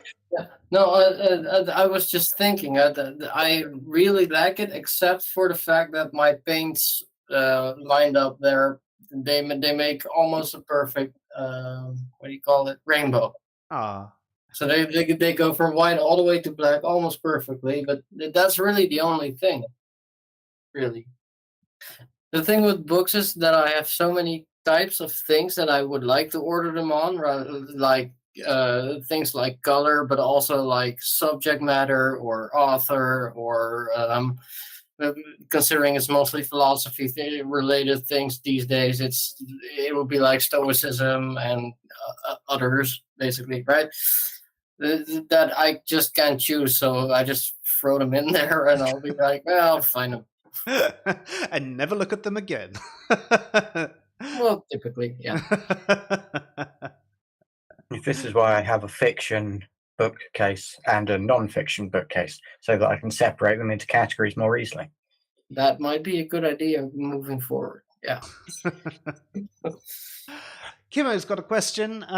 Sorry for taking so long to get round to it, Kimo. Does anhedonia, the inability to feel pleasure, feature in any way into these conditions' function? I think this is a puerile question, but I'm really uneducated in these matters. Apologies in advance. No reason to apologize.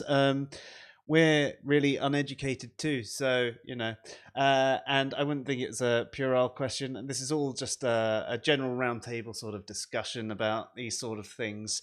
I would just have to answer for myself. I don't know. I can say that there are times when I might experience bits where I don't feel any joy from something.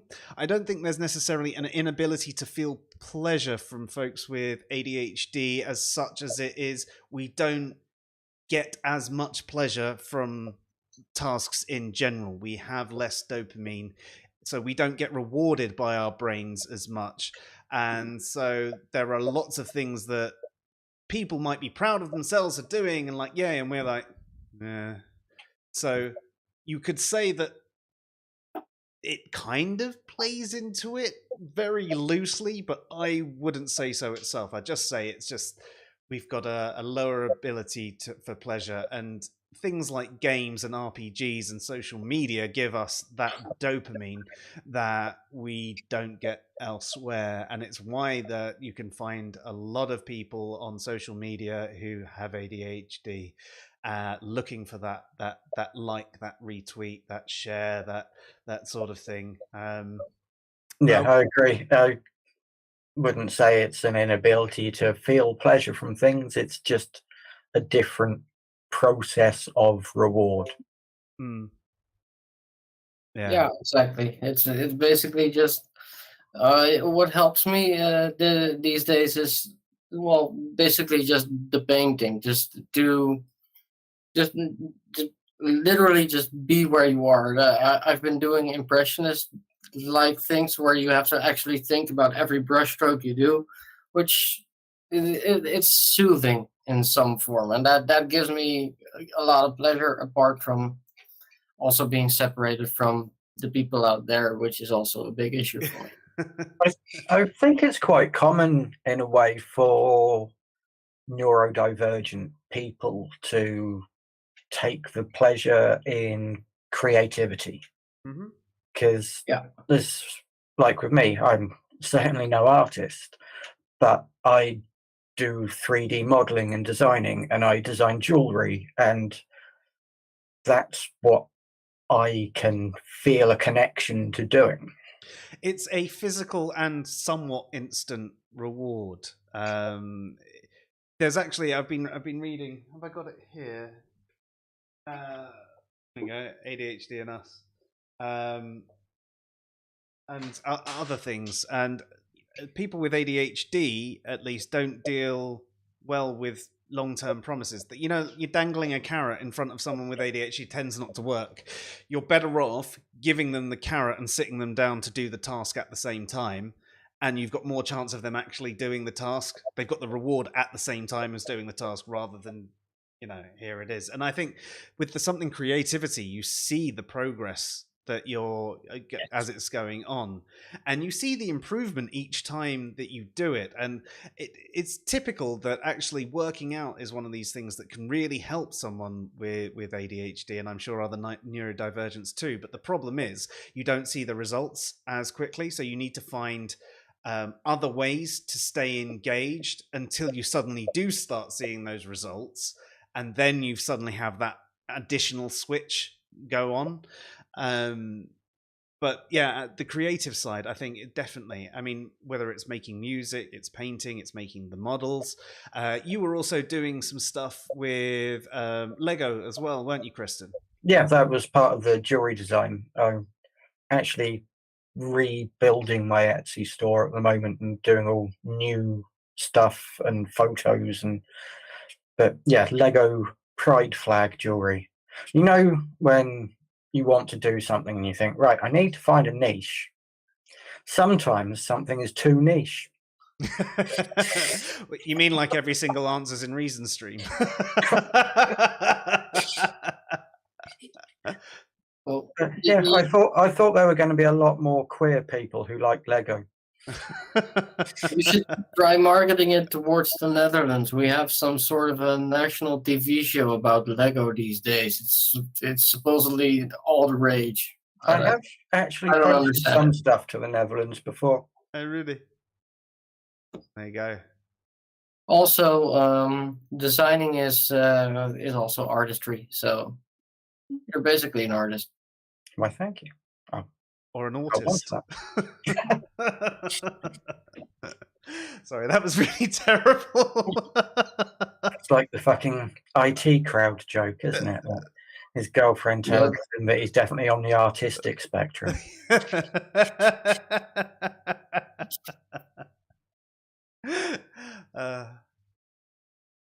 Kimo also says AMC's new series Interview with the Vampire is pretty good, and I didn't know they had one, but that is awesome. I watched the trailer for it. I've not seen any of the actual shows yet. They seem to have gone in a very different direction. Oh, really? And I'm absolutely here for it. Okay, interesting. I like when they do a new take on stuff, like the new Hellraiser. Mm-hmm.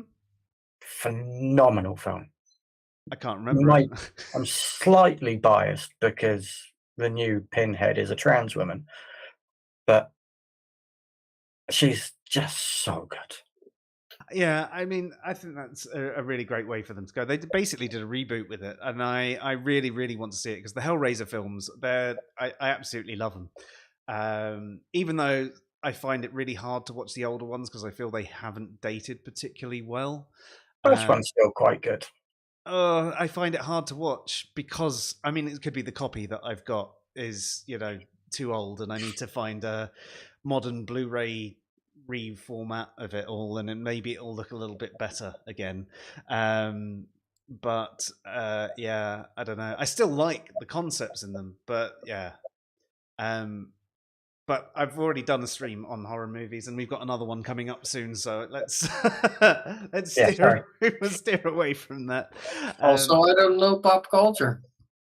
No, well, definitely steer away from it then, Martijn.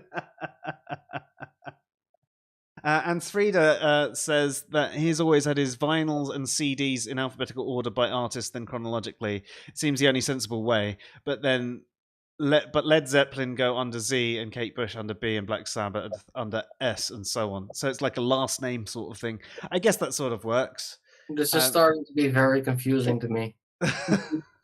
I would, if I had a big physical music collection, I would definitely start organizing it by the first name letter. So Kate Bush would go under K, Led Zeppelin would go under L, until I realized how many bands start with the something. Yeah, that's the fucking problem. Yeah, so I reckon second word, definitely the proper way to do it. Well done. Yeah, but here's the problem though. Didn't I understand that he would do it alphabetically, but also chronologically? Yeah. How the fuck do you do that? Well, they release. So you'd have, this is the artist Led Zeppelin, first, second, third, fourth, fifth album. That makes a lot of sense. But those albums have names though. Yeah, but you do alphabetical by artist and then chronologically within the section. Yeah. The only thing I would do slightly differently is, so say I was doing a Queen section, it would go chronologically, but all of the greatest hits CDs would be together at the end. Yes. That's what all greatest hits CDs should be. They're always an afterthought. Yeah. But you're going to do alphabetical fighting and you're just going to ignore the name of the album? Yeah. That doesn't sit right with me, man. That gives me the creep for some reason. Not cool. Let's not get onto knives and drawers, eh? Spoons, forks, knives. Bluntest to sharpest. I will die on this fucking hill. I think all your sharp knives shouldn't be in the drawer in the first place. They should all be in a external thing, and then it doesn't really matter what's in the drawer. However, I do happen to organize mine the same way anyway. Sorry? Your knives should be readily accessible for the children. Yes. That is it. We've had to move ours recently because they have started to get a bit more interested in that sort of thing. Bastards. Now, kitchens had to be reorganized. Do you know how long it takes me to get used to the way a kitchen is? Right? I'm constantly walking around the kitchen like this. Just, what are you looking for? I don't even know anymore. I just know I'm looking for something. I'm hoping I see it so it reminds me of what I'm looking for. I don't even know why I'm in here. I was looking for a spoon, but now I'm looking for a purpose in life. Leave me alone.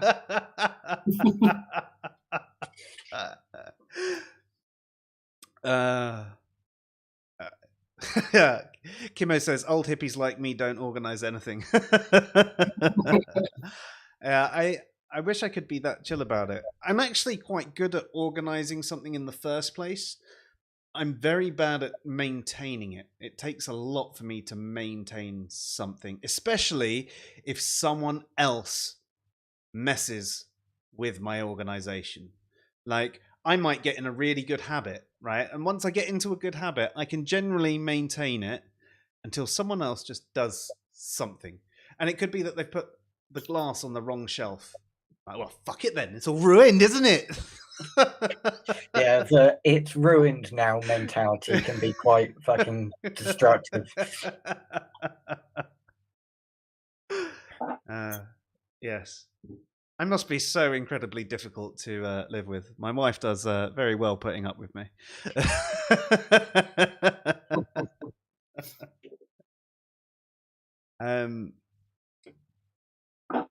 So we've just done sensory overload. We've done emotional regulation. Another one that I know affects people with ADHD, but I don't know if it affects folks with autism, is rejection sensitivity. Do you know what I mean by that? I think I do. So rejection sensitivity is essentially the tendency to perceive some form of rejection or attack when it's not necessarily there. Yep. And a big part of that is because, especially folks with ADHD, again, I can't speak about autism because I've been looking into the ADHD side of things, is we tend to have a lot more negative responses throughout our lives. I think it was even in this book, or it was somewhere else that I was reading it.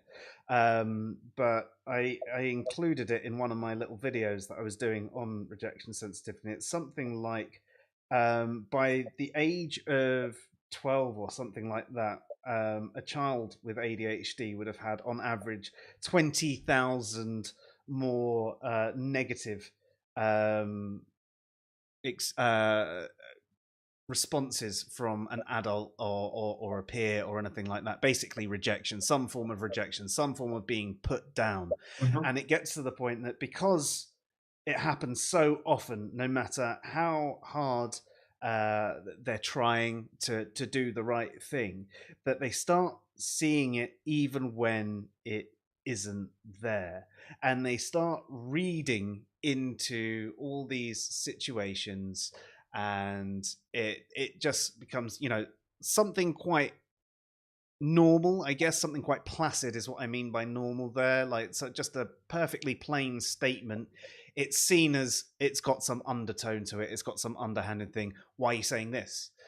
And it can, throw in the problems with the emotional regulation. It can cause you to blow up at someone who's just like, I've got no clue what just happened.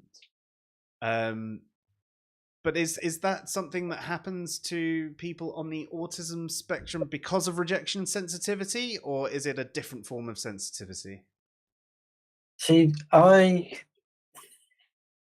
would have definitely said that it is common in autism as well, but as we've already addressed, I probably have ADHD too. So from personal experience, it's hard to separate. Right up until that last bit that you were saying about when something blunt is said, reading too much into it, because I think that is something that autistic people very commonly do, is just do the blunt thing and then not understand how that is rude or how that makes somebody feel rejected. It's like, did you like dinner? Not really. It's like, oh, so my cooking's terrible, is it? It's like, no, I've liked all the other dinners. It's just that one was a bit not. I'm actually quite a direct person in myself as well. I like people being direct as well. I don't necessarily mean it's something blunt. It could be something completely innocent. That's what I meant, like by placid. I can't think of any example. Nothing is coming to mind right now. Yeah. I know. Yeah, I've been applying for different jobs because I want to get away from the job I have now. And even though there is supposedly a shortage of labor out there, I keep getting rejected because I do not fit the profile. This to me feels like a personal rejection, and it feels. This is also why I won't use fucking Tinder or any other kind of apps, because the absence of a reaction in itself feels like a rejection. That's basically. Yeah, I get that. Yeah, I'll give you an example of one now I've just thought of, actually. WhatsApp, right? If I'm in a group and I post a message into that group and I don't get a response, I start thinking, oh, everybody suddenly has read that message and not one person gets back to me. I feel like it's something I've done. I've offended them in some way. Why don't they, And the thing is, I can logic my way out of it. I can go, they probably just read it, and either they don't have anything to say, they meant to come back to it, but they got distracted with their real lives, or it's just something that they're not necessarily engaged in, so they figure someone else in the group will respond. But everybody thought, had one or many of those things going on. And there's perfectly normal reasons for people not to respond. And more often than not, it's not a negative thing on me. It's not that everybody in this group doesn't like me. But it feels like that. And it feels like that every single time. It feels like a rejection of sorts. I'm sorry. It's good to know we all feel the same thing in the same fucking group, though. By the way, I'm gonna have a toilet break real quick. Okay, enjoy. Did you need one, Kristen, or are you okay? Yeah, that's actually not a bad idea. Okay, in that case, I'm going to grab some water. Ladies and gentlemen, we'll be back in a couple of minutes.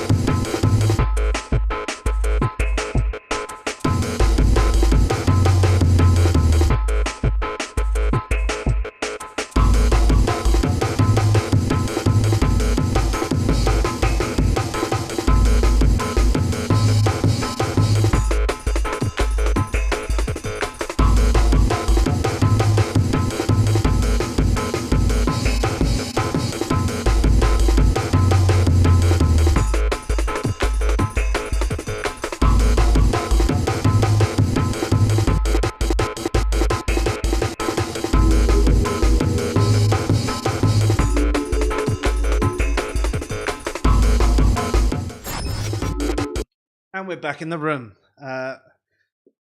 Sorry to the couple of people who dropped off. I guess whatever playlist was playing in the background you didn't like. So yes, we were just. In fact, I've been trying to remember to put a note in the chat so that I can quickly go through the chat and put in chapters. I know what you should actually do is have YouTube Studio open and press the button, but I can never remember to do that until I'm halfway through. So I figure I'll start, doing it bit by bit.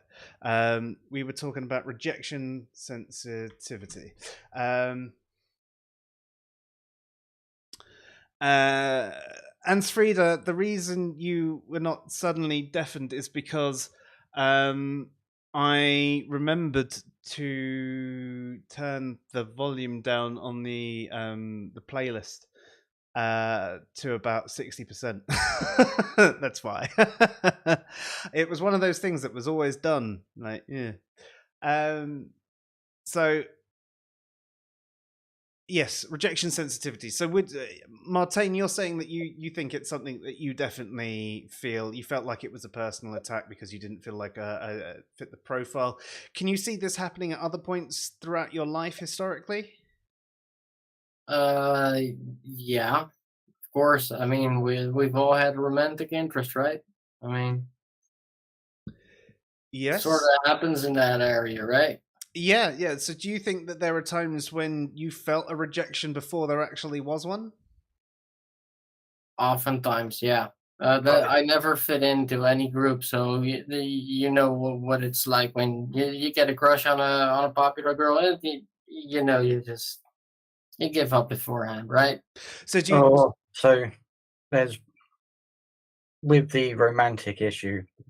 Yeah. Very specific example, which I think might tick the box, is being asked out by somebody I had a crush on, but convincing myself that they must be joking and trying to trick me into believing them. Well, yeah, the problem in that is that all actually happened to me. So that's yeah, not really a paranoid idea in my role. Yeah, I genuinely never had any idea whether it was true or not until about 20 years later when I ran into her once. So why did you reject me? It's like, oh, it was a trick. It's like, no, I wanted to go out with you. That's why I asked you out, you fucking moron. It's like, yeah, that tracks.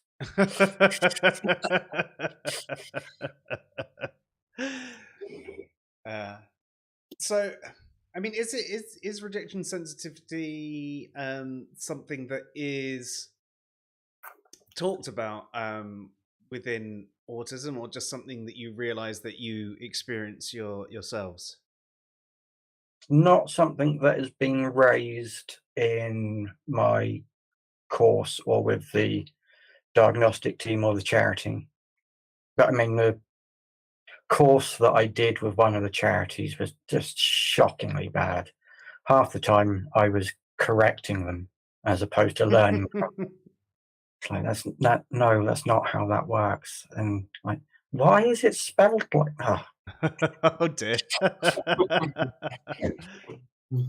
So I can imagine that it would be something that anyone who is neurodivergent experiences to some degree anyway, because especially if they're undiagnosed or they're around people that don't understand the diagnosis, because, well, you're not being normal. Why can't you be normal? You'd hear equivalences of that phrased sometimes a lot worse, but you hear that sort of thing quite regularly, so you can imagine why that would happen.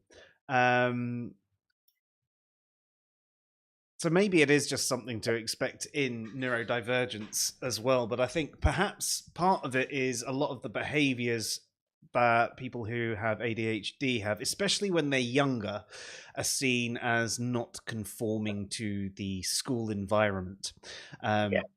You're unable to sit still. You're unable to focus. You're not sitting down, shutting up, and getting on with your work. You're not copying off the board. You can't remember the stuff that they're saying, and I think that it's not so much that it's a symptom of any particular neurodiversity. I think it's a learned reaction to. Yeah, it's traumatic in some way. Yes, yeah. Like autism for me, same in kind of experience in school. Still hold on to some reactions from fucking primary school, because as well as the not sitting still, not getting on with your work properly, it's questioning rules. Oh yeah. And I think that's a big thing, especially with autistic people, is needing to understand why a rule is the way it is before having the mental capability to follow it. Yes, exactly. It needs to make sense. It needs to make sense. Yeah. And it's got to be more than because I said so. Assemblies, when I was in primary school, we had assembly every morning. And because it was a Church of England primary school, we were all sat cross-legged on the floor, and there was a prayer. And you have to sit down with your eyes closed and do the prayer. And one of the teachers came over to me and had a go at me for not having my eyes closed. And my response to this is when I was, I think, 6. I'd only know that if your eyes weren't closed too. Exactly what I said to him. And I got sent to the headmistress's office.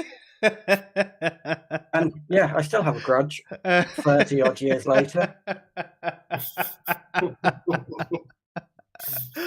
But how does that? Yeah.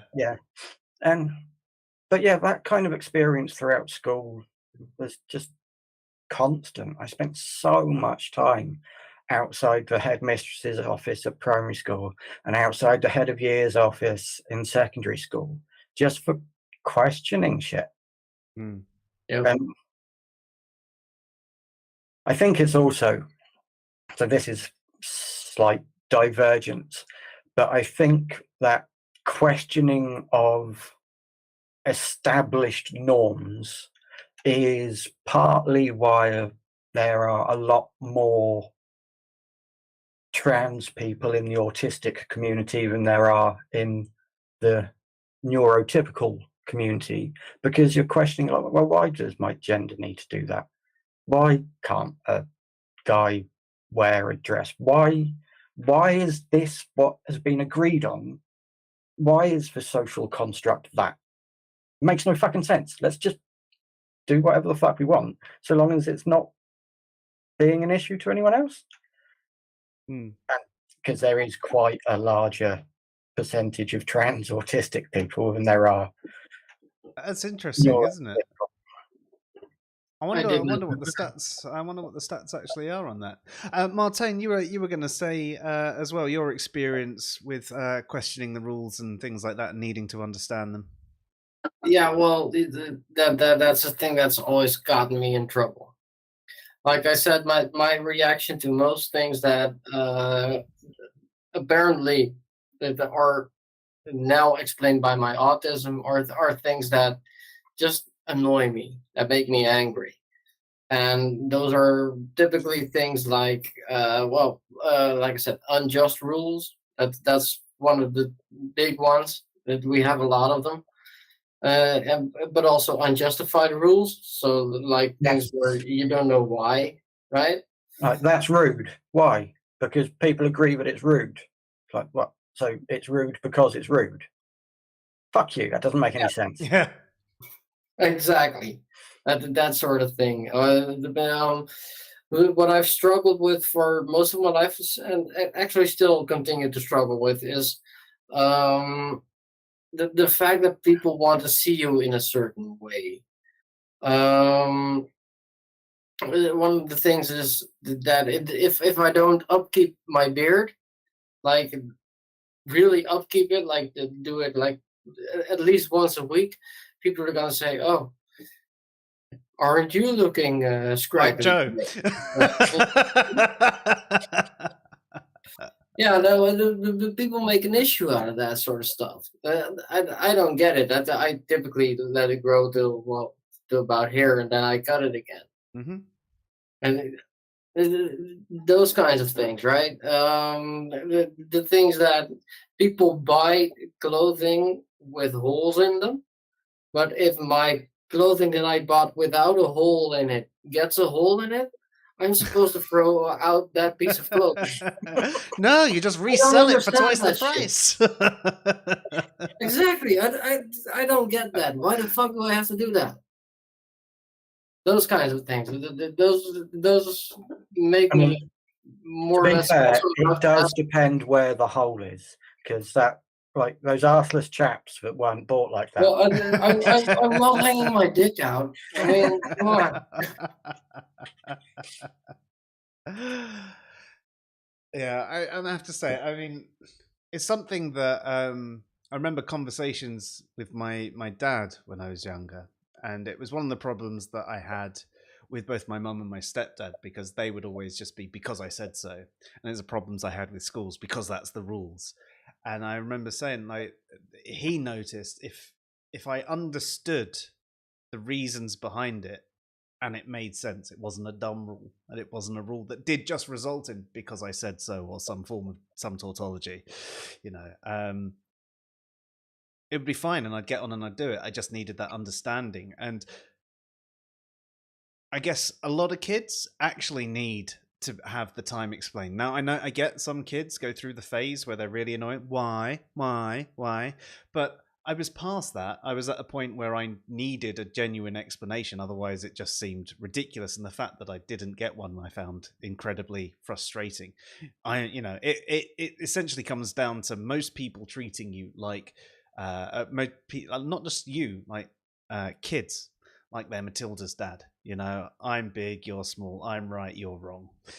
And I don't think that's a great way to go. I think a lot of kids would benefit from a proper conversation, but I think that it can affect the neurodivergent significantly more than the neurotypical, because eventually the neurotypical just gets on with it, whereas the neurodivergent has something there blocking them. Yeah. No, I agree entirely. I sometimes think that I just never grew out of the why phase. Natural born philosopher, eh? Well, I do think you should also always indulge children in the why for thing. But it might be the luxury of not having children saying this. Yes, yes, it is. If only to exercise your own logic, I would say just try to indulge the child. Yeah, see how far you can take it. Yeah, it gets to a point where if they do it and they actually seem like they're listening and there's a bit more engagement, then sometimes it can actually feel like it's worth doing. But sometimes it gets to a point where you've given them a response that why just doesn't work. Like you've given them a response where they have to say something different, even if the next thing that they say is, you know, takes it back to a question that then comes down to why. If they do that, then you're like, oh, so you are actually listening, you are actually engaged. Okay. But if you say something that just cannot be answered with why, and they just go, why? It's like, causality and determinism, now fuck off.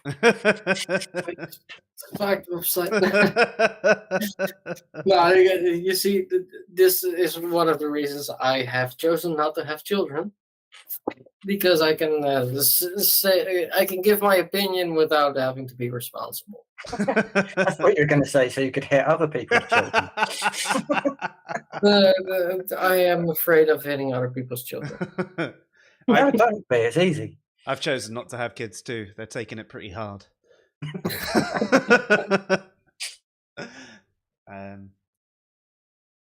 No, I wonder as well if being somewhat neurodivergent can be both beneficial and detrimental to parenting.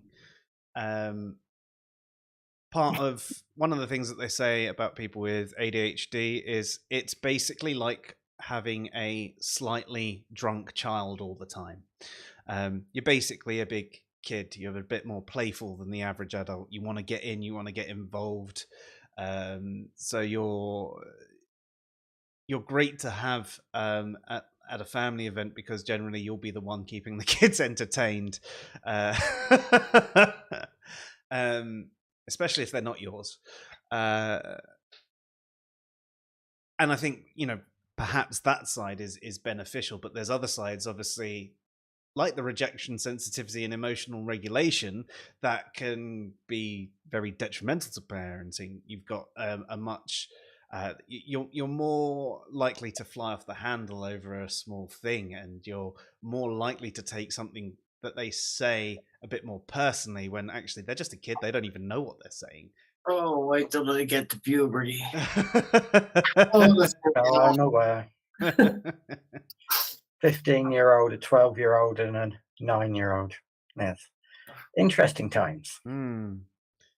Sounds horrible. Well, that's why it's an ancient Chinese curse. May you live in interesting times. Yep. Sometimes you just need a bit of boredom. Well, we do unless you've got ADHD, in which case you cannot handle boredom. But you can't handle too much either. Yeah.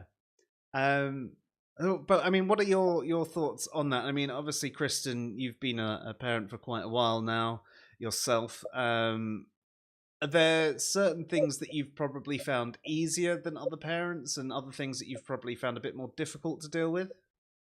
I think difficulty-wise, much like you were saying, anger issues and flying off the handle, I'm not as bad as I used to be, but it's difficult. As to benefits, I don't know. Because I don't socialize a lot with other parents, I don't really have a point of comparison. But I mean, I'm often complimented on the kids being smart and polite, and I think that's largely because I've always beat them. Yeah. If you don't do your homework, get in the cage. Hence the anger issues. But yeah, because you talk to them like people. You address that why phase. You play games like we used to do the question game, where if we were waiting for a bus or walking somewhere, it's just they ask about a topic and I bullshit my way through it until they don't believe me anymore. But actually, I think there's something that you've done. No, I don't think they do. And there's something else that I remember us talking about that you did that I thought was really great, and it's the way you dealt with things like Santa and the Tooth Fairy. It's the way you engage their critical thinking. You didn't lie. I never told them that Santa existed. I never told them that Santa didn't exist. I asked them why they believe and to examine it. My eldest was 5 when they figured out that Santa wasn't real, because it's not possible to get around the world that quick. But my 9-year-old still believes, and I'm not going to take that away from her, because it's not damaging anybody, and at some point she'll figure it out, and I'll continue to have that conversation. I like the fact that you didn't lie to her in the first place, or any of them in the first place. I like the fact that you've never confirmed it. You've asked questions. Yeah. Maybe questions that lead them to think that, oh, well, maybe Santa does exist. Well, who left the presents there then? And that sort of thing. But you never turned round to them and said, no, Santa definitely exists. Shut up. No, I mean, so you never lied to them, but you kept the. Oh, I lie to them all the time. It's about completely different things. I had So you know the moon's made of cheese thing, that common lie to tell small children that the moon's made of cheese. Absolutely had my kid convinced that this was because cows lay on their back at night and shoot milk up into space, and the stars are the little spots where they missed. For years, my eldest kid, I had believing that bees make honey and therefore wasps make Marmite. Brilliant. Yeah, I liked my kids all the time. Great fun. It's not about the tooth fairy. Fantastic. But I mean, this is coming back from like my granddad's sense of humor. One of the most genuine, amazing, good-humored people I've ever had the pleasure of knowing. And I was probably 13 or 14 before I realised that a haggis isn't actually a real animal that lives in Scotland, which has one leg shorter than the other so that it can run around the peaks of mountains without falling off. And the way that they catch haggises is by going up there and scaring them to chase them the other way. So the short legs on the... And they tell me that. 13, 14 years old before I realised that wasn't true. Brilliant. You've got to have fun with it, haven't you? Yeah, of course you do. No, but I like that. It's the fact that you've chosen times to engage their critical thinking skills, and the things that you've lied about have actually been so completely outlandish that stupid things. Yeah, and it's their own things. It's like, did you know that the Great Wall of China, they had a massive thing to put cat flaps every 2 miles? I believe that, right? I think one of them might still believe that. I'll check this tomorrow. Oh, questions come in from Luke. He says, what do you feel about the current fad of creators using normal behaviors as symptoms of ADHD and autism, and then probably claiming they are probably a bit autistic/ADHD? Same with OCD. Yeah, it's interesting in a way, because you can say that you have... So I would say everybody has certain narcissistic tendencies without being a narcissist, without suffering from narcissistic personality disorder. You know, you might have certain traits that are a little bit narcissistic, in the same way that someone can feel depressed without suffering with depression, right? And I think that some people confuse things that way, because... And I think it lessens the impact of someone who suffers with depression, right? Someone who's, oh yeah, I felt depressed once, I got over it in a couple of days, you know, versus someone... that episode of my TV show really depressed me. Yeah. So I did it because last time I was depressed, I didn't do my insulin for 3 days because I gave up. Is that how you felt, was it? Because of the TV show? Was it? And I think, yeah, there's probably better words that could be used than these traits. And so it's like people saying that they're a little bit autistic or a little bit ADHD. Do you know what? Like, you can share these traits. Like, as I was mentioning earlier about autism and ADHD, a lot of the traits are shared. Things like rejection sensitivity are very much shared with anyone that suffers with depression and anxiety and all that sort of thing. And so I imagine that it's also shared with people who are other forms of neurodivergent or are suffering some form of mental illness. So I think that, you know, it can lessen the impact of, if someone's a little bit autistic, a little bit ADHD, oh, I'm a little bit depressed, you know, you're lessening the impact of the actual diagnosis. Much in the same way that you could be lessening the impact of, you know, certain other behaviors, certain other traits as well, like how people see the terms like psychopath and sociopath, and the way the media sort of tells you what a psychopath is completely different to what a psychopath actually is.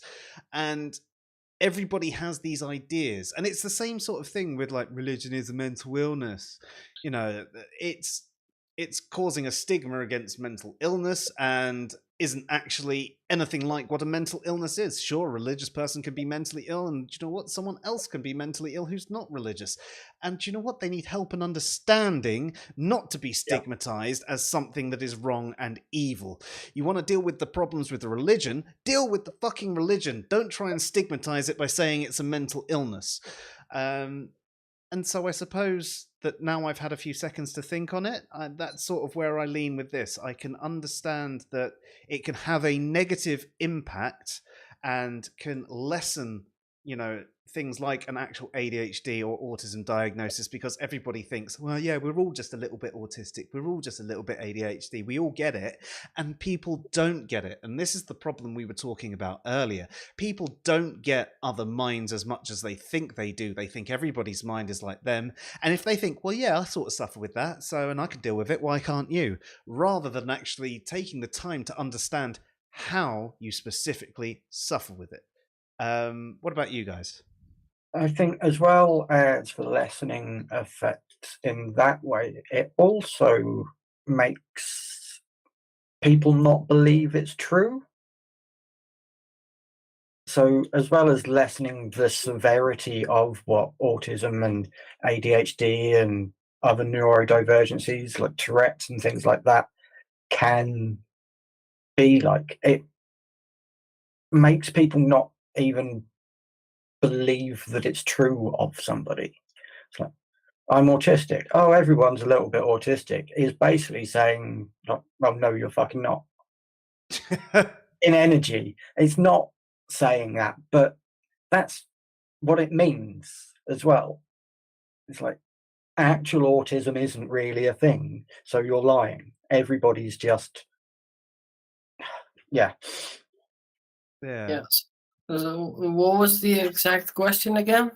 What do you feel about the current fad of creators using normal behaviors as symptoms of ADHD and autism, and then people claiming they're probably a bit autistic or a bit ADHD? Yeah, okay. Now, the only real reaction to that I have is I resent Elon Musk for saying he has Asperger's. I don't believe it. And even if he did, it isn't relevant. I think there is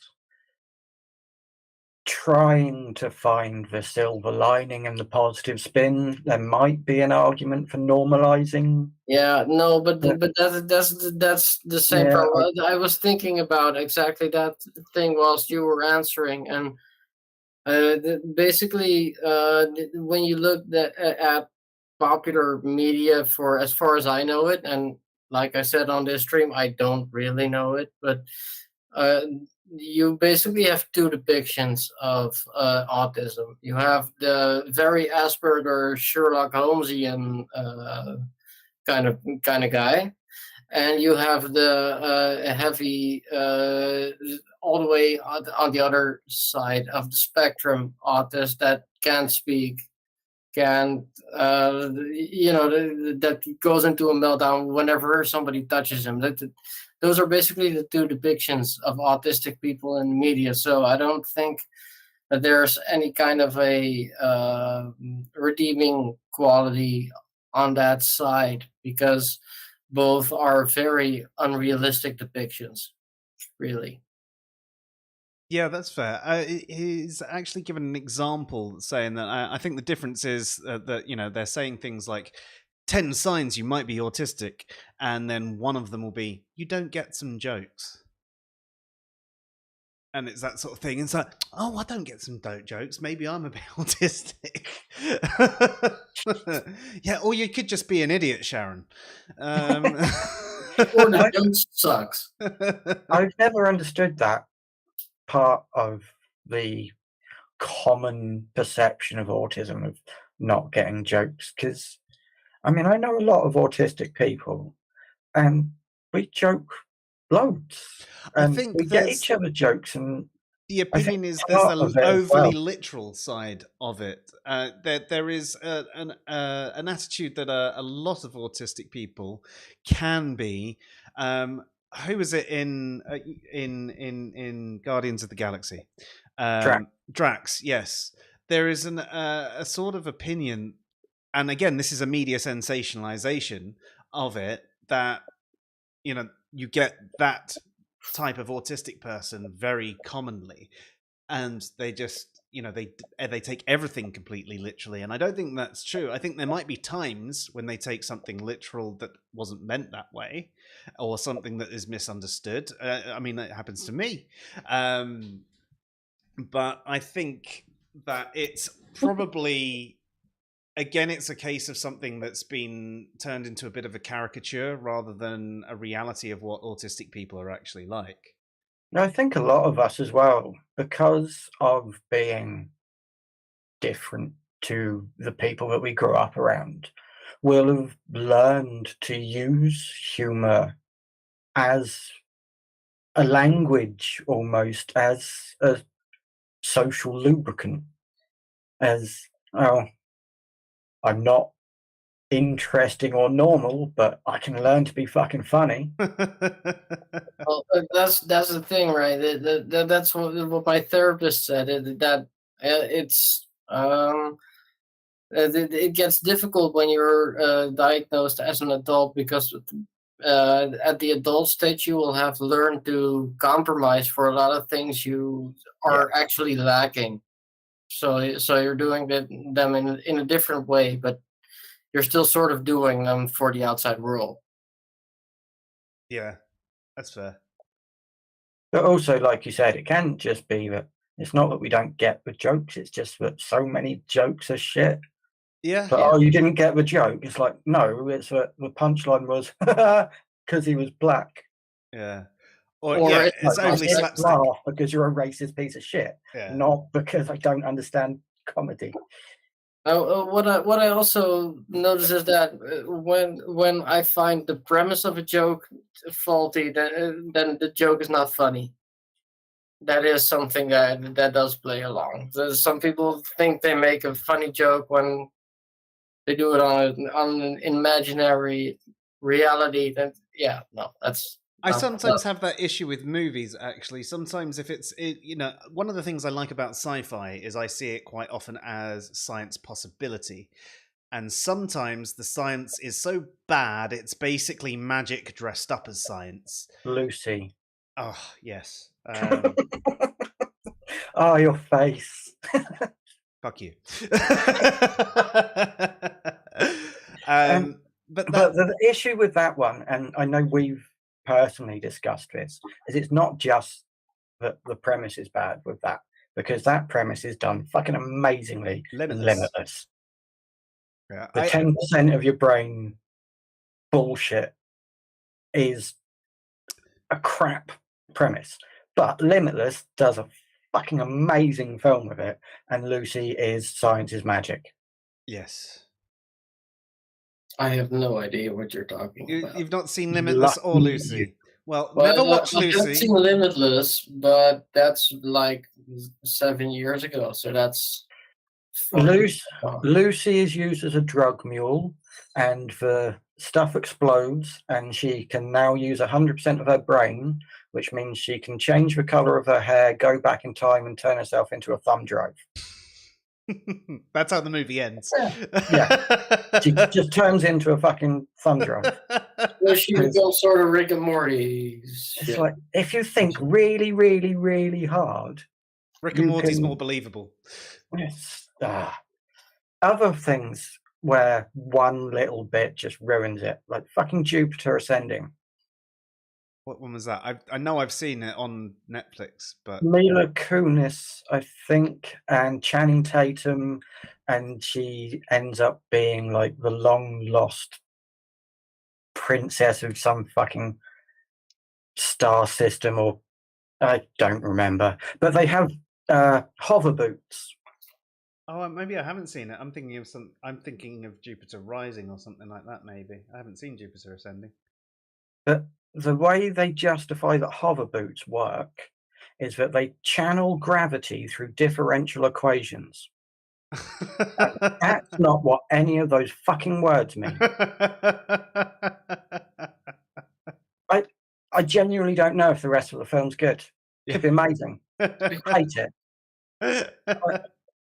I despise it with a fucking passion because of that one line. And it can be that sort of thing. Sometimes it could be a good film, but it's just completely spoiled by something that is so bad. We learned to harness the graviton. Done. Still bullshit, but at least it makes sense. To come back to Luke's point, it says it seems that some people want these labels, like they're becoming an in thing. I kind of see this and saw this in the working environment years ago, where people wanted to be diagnosed with depression because they wanted to be signed off work, for example. And people wanted certain other conditions because it awarded them certain benefits in the office and the like. I'm not sure what benefits you'd necessarily get by being diagnosed as autistic or ADHD. What sort of things do you think there are? Well, this is a pet peeve of mine. The people should stop with the fucking labels already. That's just why are we having these conversations? Why can't we just accept every modality of being? It's not that but it's useful because when you are othered, as I think probably all, but definitely most neurodivergent people are othered when they're growing up and when they're an adult. Finding your group of others is really fucking valuable. Mm-hmm. It's why there is such a massive LGBTQ plus community, because we were othered and victimized and bullied. And then we've got our group of people who have the shared experiences, and without the labels, it's harder to fucking identify that. It's harder to find and be part of a community when, without the label, you're just one outlier. You're one thing that's wrong. But when it gets a label, it does have some sense of being normalized. It has a sense of community that you can then seek out. Without that, we don't get it. Labels are also useful because they're a shortcut in language that say, they describe at least certain things about your mental state. You can make certain assumptions about someone who is autistic or has ADHD, that they probably demonstrate some of a set of behaviors, and these ones are more likely than others. And it's a quick way to describe a position. It can help other people perhaps understand your behaviors as well. So I can understand it from that perspective. It's the same sort of thing. Just another example on labels. If you go into a music store and you go, well, I want the one that's played with the stringed twangy twang thing. Well, what are you talking about? A guitar there? Yeah, because you need the label for the guitar, and then, well, what sort of guitar? Is it an acoustic guitar, an electric guitar? Oh, well, it's electric guitar. Okay, you're talking about rock, you're talking about metal, you're talking about grunge, so on and so forth. There's so many different things that the label can be applied to. So the use of a label of a particular type of neurodivergence can be very useful because it enables you to quickly access some typical behaviors, and we can adjust our mental state to try and prepare for someone else's, to try and actually understand their mind before we cause problems, and vice versa. Yeah, here's a problem with that. Well, let me first nuance it a bit. I guess maybe I wasn't clear enough. The thing I'm annoyed with is people attaching value to descriptors or categories or labels, as you say.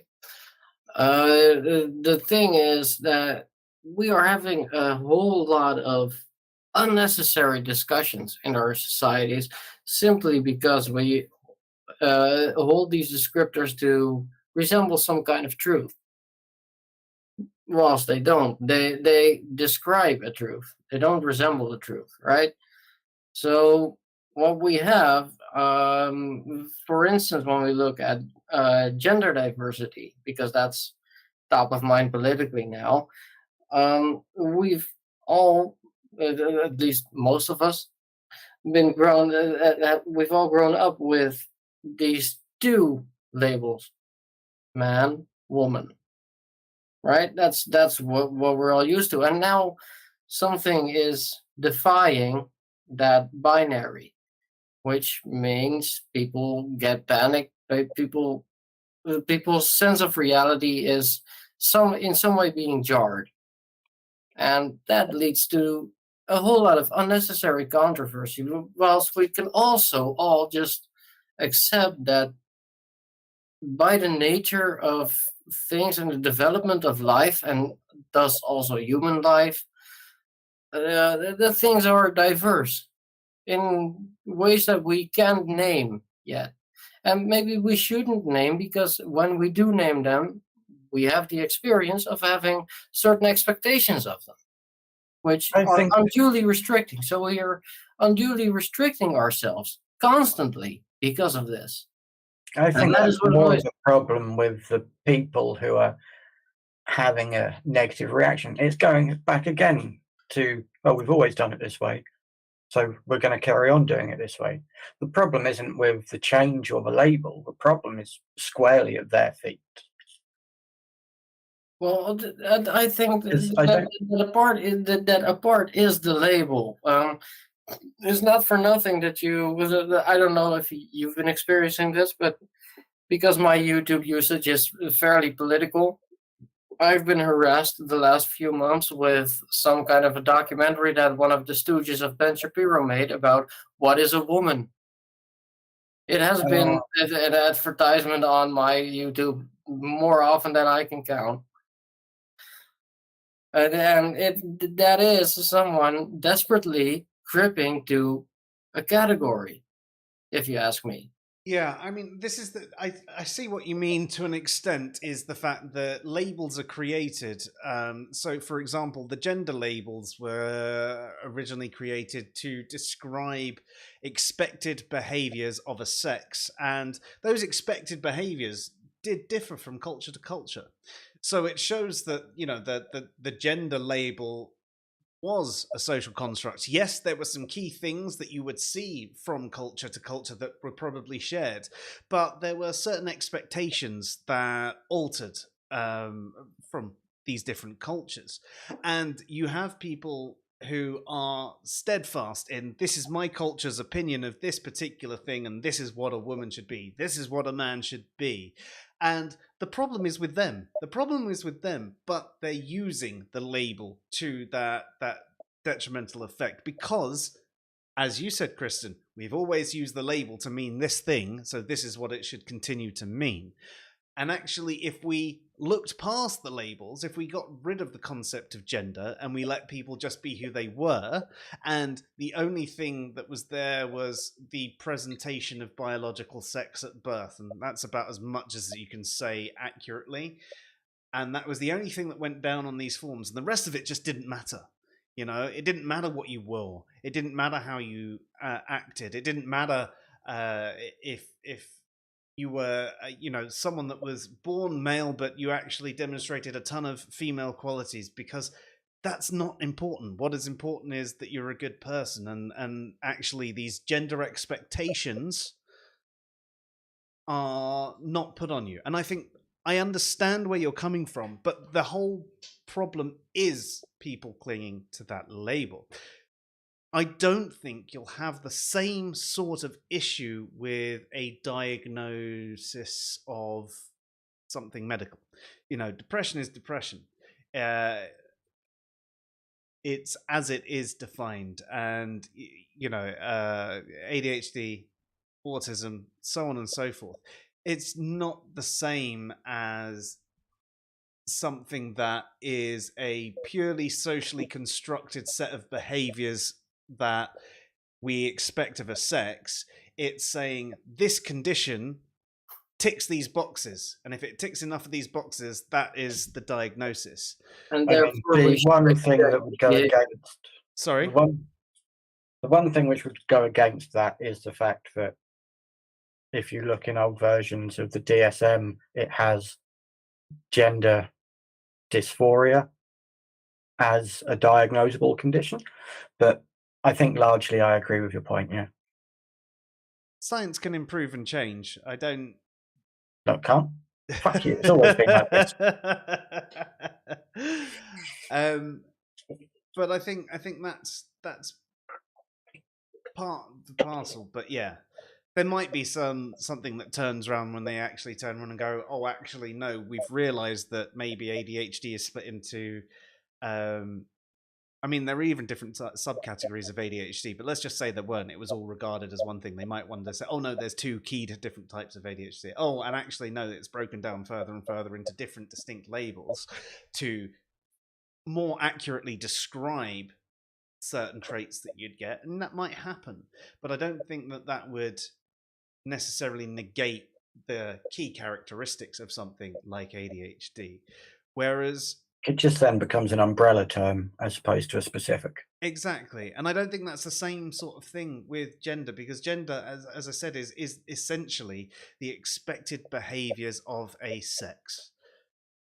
The way they're supposed to dress, the way they're supposed to act, things that they're supposed to do on their day-to-day life, vocal tones, mannerisms, everything, and that...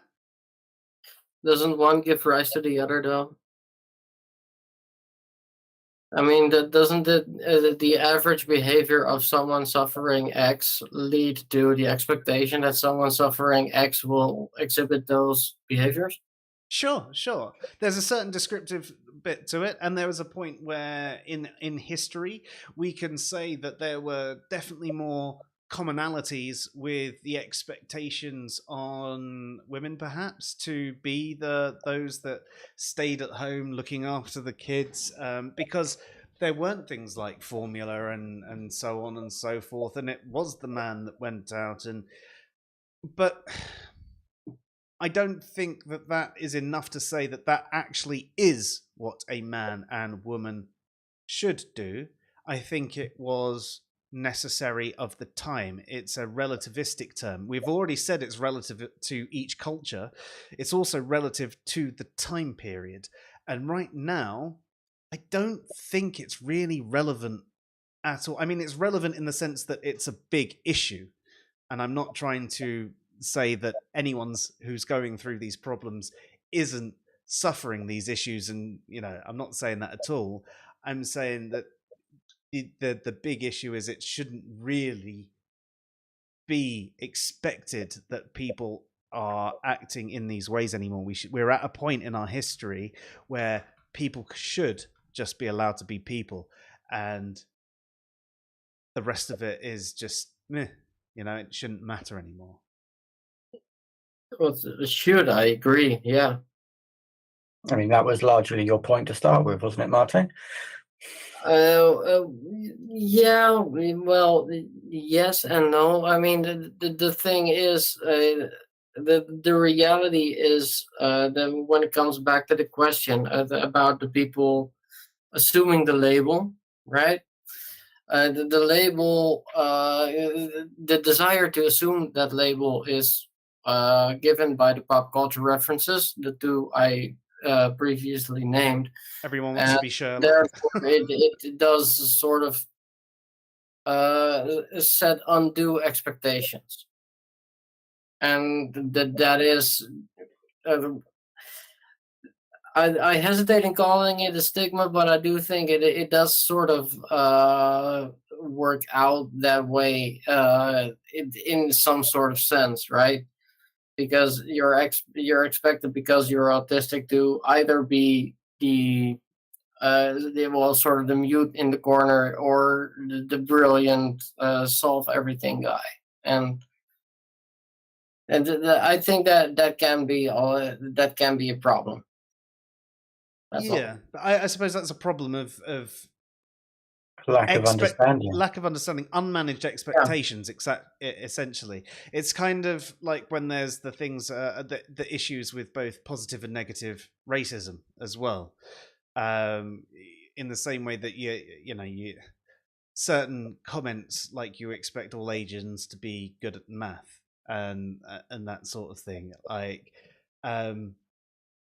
you can see that again that shows a lack of understanding. And yes, okay, there might be a higher proportion that do tend to be better at math than the rest of us, but it's that expectation that can breed the negative consequence of someone that isn't, and all of a sudden you've got that expectation. And it's the same thing that you're saying there. If you're not either the mute in the corner, or you're the Sherlock Holmes, or your Rain Man, then who are you? You're clearly lying. Not doing it properly. Yeah. You're clearly lying about your diagnosis. You don't know what autism is. You're being a proper autist. Yeah. I'm very sorry, I autismed wrong. I'm getting another vaccine soon. I'm sure I'll fit one of the boxes in a few weeks. So back on the point about labels, though, Luke says, it reminds me of The Incredibles, where the mum says everyone is special, and the kid goes, that's another way of saying no one is. And that's the impact of it. And I think that's right. The fact that people are clamoring for these labels, it's sort of the same issue that I have with, well, one of the issues I have with the overly broad use of the term atheism, when it gets to the point where not just anyone but anything not a theist is atheist. It's just like, well, what exactly are you telling me with this? You're basically saying anything from a rock to someone that claims gods don't exist is all in part of the same spectrum. It becomes sort of like a nothing burger of a statement. And then you have to start adding extra words on to modify what sort of atheist you are to describe your position. You're like, hang on, what you've done is there's all these distinct positions. You've decided to get rid of all these distinct positions, call them all the same thing, and then add on all these additional labels because actually you need to break it down some more. So, but yes. Cyborg says, like more than 50% of people, I think I'm smarter than most people. I also drive better. Okay, Dunning-Kruger.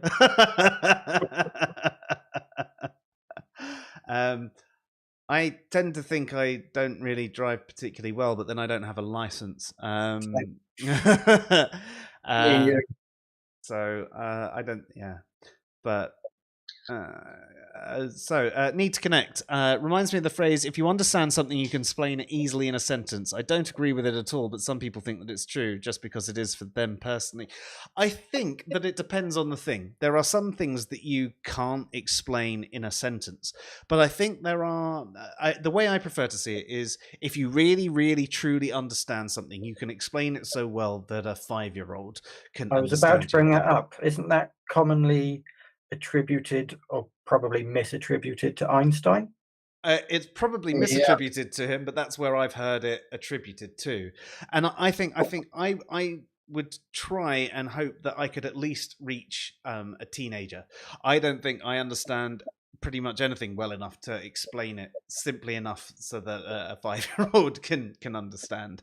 But I think that I can probably reach that sort of teenager level of dumbing down, but that's because I'm that dumb and I have to translate everything into teenage. I reckon everything I understand well enough to explain to a 5-year-old, because I don't understand anything that a 5-year-old couldn't understand. Not clever enough.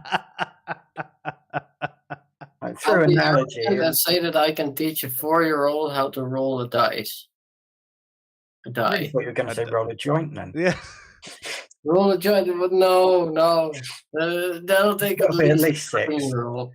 13-year-old, I might be able to do that, but probably not advised. One 13-year-old or 2 6-year-olds and a 1-year-old. It's cumulative. It's fine. We can try at least. Come on, Cyborg says, a lot of my jokes people don't get because they're too complicated. Now you can guess if it's the jokes or the people who are complicated. I like it. I love a bit of wordplay. Need to Connect says, a lot of neurotypical jokes consist of repetition, stuff that is only funny in context, and I don't think that stuff is funny whatsoever. And it's just different types of humor. And I'm with you there, because I think on that, sometimes you just don't find something funny. And I think that's fine. And I think that is probably what you tend to actually see more on the autistic side, is actually, it's just like, yeah, I get it. It's just not funny. It's not that I don't get it. And I think, again, that has been portrayed poorly in the media. And I think that is why it comes back to the Drax portrayal as well. It's because, yeah, well, this means this and this and this and this, and yeah, I get the joke, I get why it's supposed to be funny. It's just not. I think specific types of humor especially land better with neurodivergent people, like wordplay and doing something clever with it instead of just weirdness and absurdity tends to land better. It's like Jimmy Carr is a really good example of how some of his jokes are just fucking shite. And they are basically the racist bullshit that we expected to laugh at in the 70s. But then he does other jokes which are just fucking clever. Like he does a range of jokes about making the shortest possible joke. It's like stationary shot moves. That kind of joke, I think, lands really well because you've got a little bit of a clever thing to figure out. Like, I don't know. Venison's deer, isn't it? From Jimmy Carr, but that's because I think that Jimmy Carr presents himself as being an asshole, and as such, he is basically the butt of his own jokes.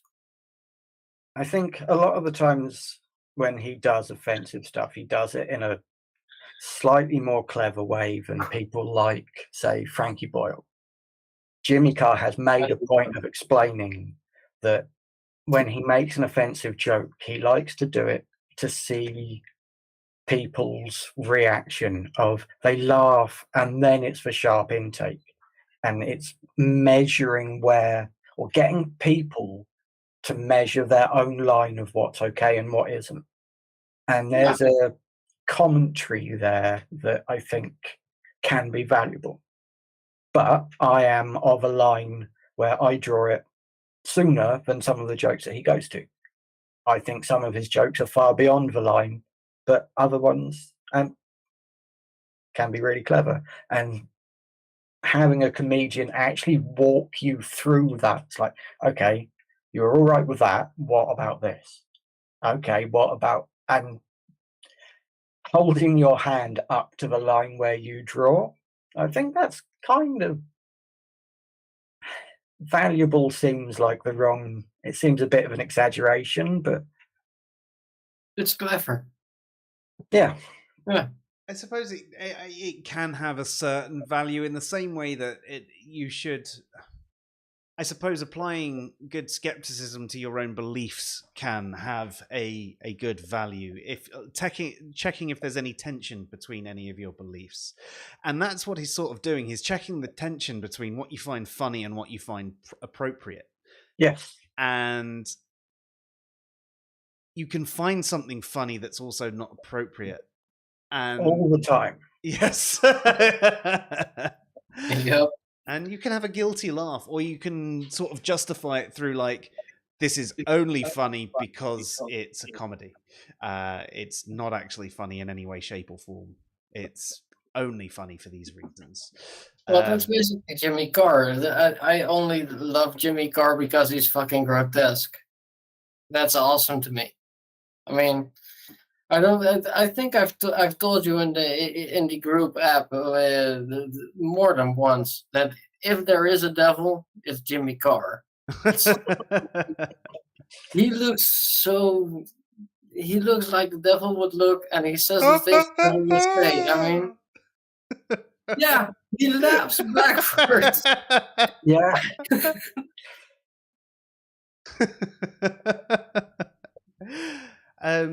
So carrying on with the jokes theme, I must have missed a load of chat messages earlier. I do apologise. I'm catching up with them now. Oh god, yeah, I'm about half an hour behind on the chat. Sorry. The jokes, the not getting jokes thing is something I see a lot in my work. Some people absolutely cannot use sarcasm. So this is Luke, who works with people with learning disabilities who have autism, ADHD, and all that sort of thing. And he goes on to say that puns are on the table, but sarcasm or abstract jokes are off the table.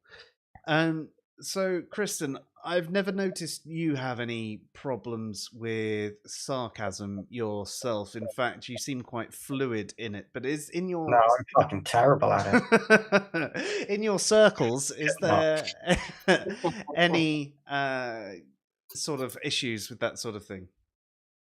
Not that I've noticed, but I think sarcasm can also play back into that rejection sensitivity. Yes.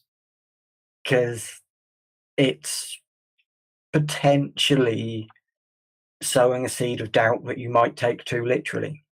And yeah, I mean, I can see that. Sometimes it's like, I know you're saying it sarcastically, but do you actually mean it and are pretending you're sarcastic? Exactly. I get that, but I don't think that's the same as not getting the sarcasm. That's being worried that the sarcasm is a veil for the truth. Yeah, but no, it's not something that I've noticed that any of the autistic people that I know have a particular problem with it. But I don't know if they would have explained it to me if they did. Martijn, you're saying that you suffer issues with sarcasm. Well, yeah, if it's used in reference to me, then it feels like an attack, basically. Even though I know it's meant as a joke, it feels like an attack. So this is tying back into the rejection sensitivity, and is it because you think it's like a thinly veiled truth, or something else? No, it's not that I think somebody actually means it as an attack, but it just feels like one. That's the thing. It feels, especially if it's merited, sort of, you know, when the sarcastic criticism actually hits something, that you're like, oh, yeah, that's not comfortable. Mm. Something like that, yeah. Yeah, I sort of get that. Or at least I understand that. It's not something I necessarily experience regularly myself. I do sometimes question whether it is a thinly veiled truth. But I wonder if that is where the perception of people not getting sarcasm might come from. Because you're not likely to have that conversation. If you make a sarcastic joke at somebody's expense and you expect them to laugh, but actually they're sat there thinking, oh shit, do they really think that about me? Is that true about me? Oh fuck, am I actually that bad a person? It doesn't matter whether they understood the joke, because from the perception of the person telling the joke, they didn't get it and they got shitty. Yeah. It might. I suppose sometimes it can cause you to question things, though. Sometimes statements about you done in that sort of form can actually make you question that about yourself. You go, do you know what? I am aware that I occasionally do that. And is it actually bothering you or causing this sort of thing? Or yes, exactly this. People making jokes at me like, oh, you're such a girl. Never had any effect at all.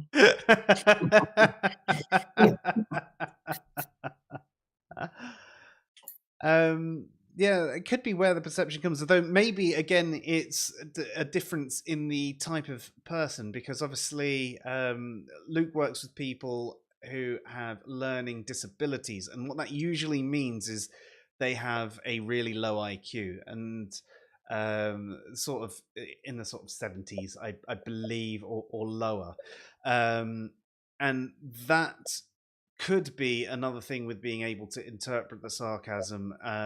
But the thing that I find interesting is getting the puns, but not the sarcasm. I don't know. Well, that's not really. I mean, puns are typically phonetic, and when it comes to sarcasm, it's typically about the content of the word. Yeah, it's implied meaning and context, isn't it? And yeah, so that's exactly not really surprising, if you ask me. Yeah, he's just come back and confirmed that the people at work just do not understand sarcasm. They take what I say literally. They're not even conscious that a joke was being attempted. So, I mean, that's really interesting. But I wonder how much of that does tie into the IQ thing. And Luke, is it just what's it called? Is it just the autistic folks that are also low IQ, or is it all of the people that you look after? Cyborg says sometimes it's pun intended. By the way, I have a question. Yeah, Joe, do you have an actual moth flying around, or is it yes. an animation? Because it's been confusing me all night. No, it's a moth. It came in the door a little while ago, about half an hour, maybe an hour ago. And I remember it flew in and it went there. I had to open the door because it's got so hot in here. It's like this room is freezing all day long. And then by the evening, I'm like sweating. But yeah. Luke also says there's one guy where I will say something and he will bring up lyrics from the most obscure pieces. He knows thousands of song lyrics by heart. This person needs to be in a room with me. I used to do that at work all the time. People used to ask me questions or say things, and I'd start responding in song lyrics, except I'd do it completely deadpan. And I'd just keep responding with additional lyrics from the song until they worked out what I literally just stopped myself from telling you to take off all your clothes when you said it's getting hot in here. Well, that's probably a good thing, because I suffer with impulse control and I might actually do that. And such a reason only. Luke also mentioned something earlier, so saying that we talk about the pros and cons of labels in our training. We try to use it as a guide, but not strict rules. The individual comes first. Any diagnosis is secondary and a guide. And I think that's a good way, because again, it's coming back to there's these common traits, and certain things are more common than others. So coming back into the other issue with the YouTubers, he says that the issue isn't with medical professionals, it's public perception. Imagine if people made lists 10 signs you may have IBS. I'm sure they do. Should we have a quick Google? I reckon that is definitely a thing. Yeah. Let's go. 10 signs you may have IBS. 9 symptoms of irritable bowel syndrome. Right there. Oh, it's all coming through backwards. There you go. So it came up with 9 symptoms. I know it's not quite the same. They're all 10 common signs of irritable bowel syndrome. A lot of these are more medical basis, but some of them are common blogs. But I do get what your point was. It's not necessarily a YouTuber doing it. Oh, in fact, shall we have a quick look on YouTube and see if it's on there as well? 10 signs you may have IBS. Have a look. I mean, 10 warning signs your IBS may be SIBO. Best and worst foods to eat, irritable bowel syndrome. Do I have IBS? What should I do? Do you have IBS or something else? Well, 9 warning signs you could have irritable bowel syndrome. I mean, it's on there. It's on the YouTube. I'm sure they're not quite the same. 10 autism symptoms just comes up in the middle. I'm looking for IBS and it comes up with autism. I quite like the idea of doing some videos of like 10 signs you might, and then just do really stupid shit. Like 10 signs you might be decapitated. And like, yeah, everyone's a little bit decapitated. Yeah, I mean, I am. I've got this little line here. It's where I got partially decapitated a little Yeah, while I ago. cut myself shaving.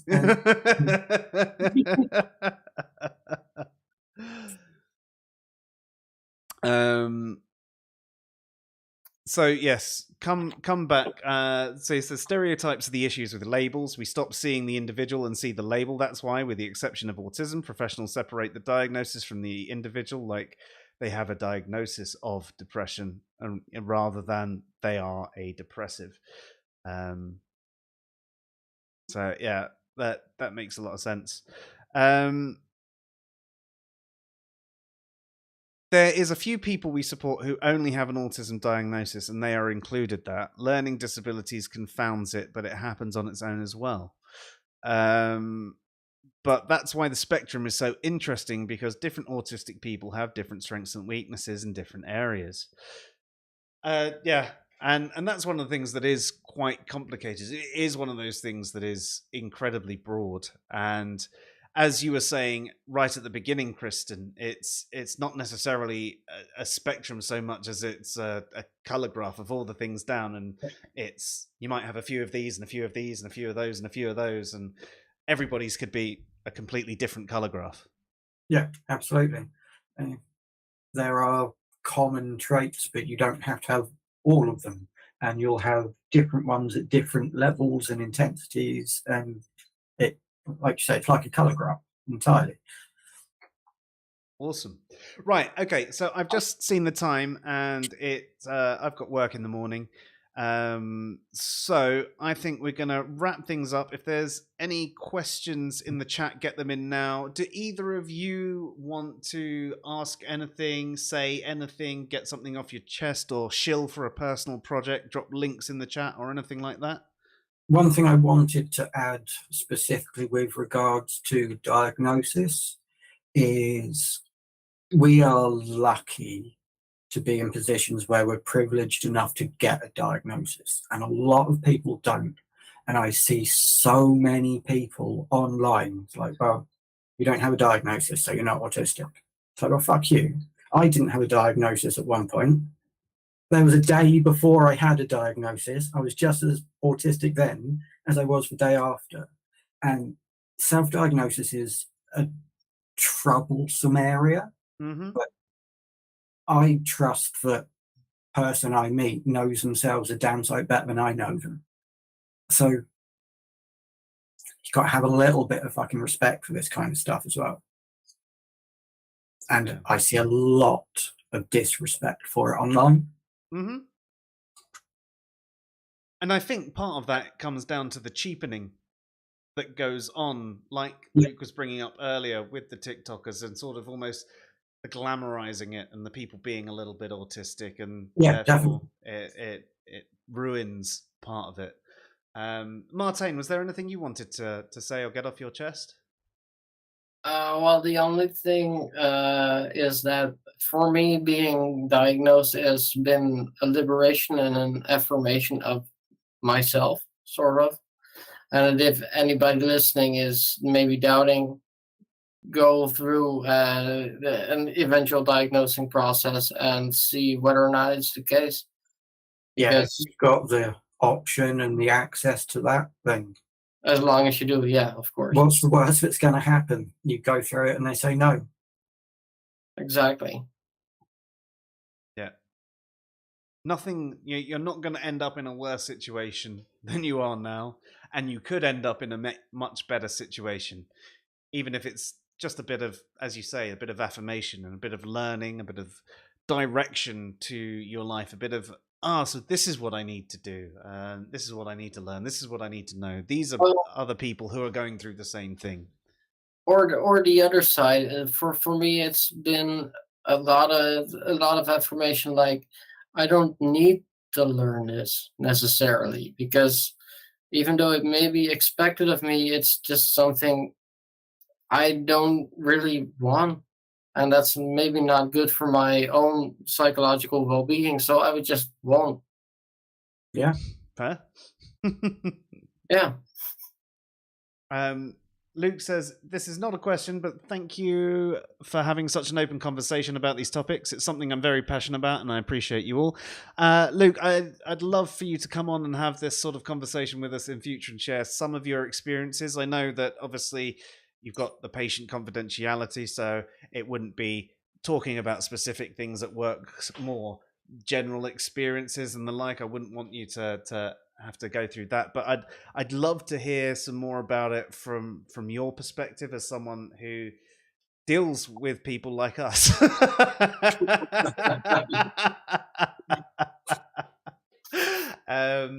And thank you so much to the pair of you as well. I would very much love to have more of a conversation on this in the future.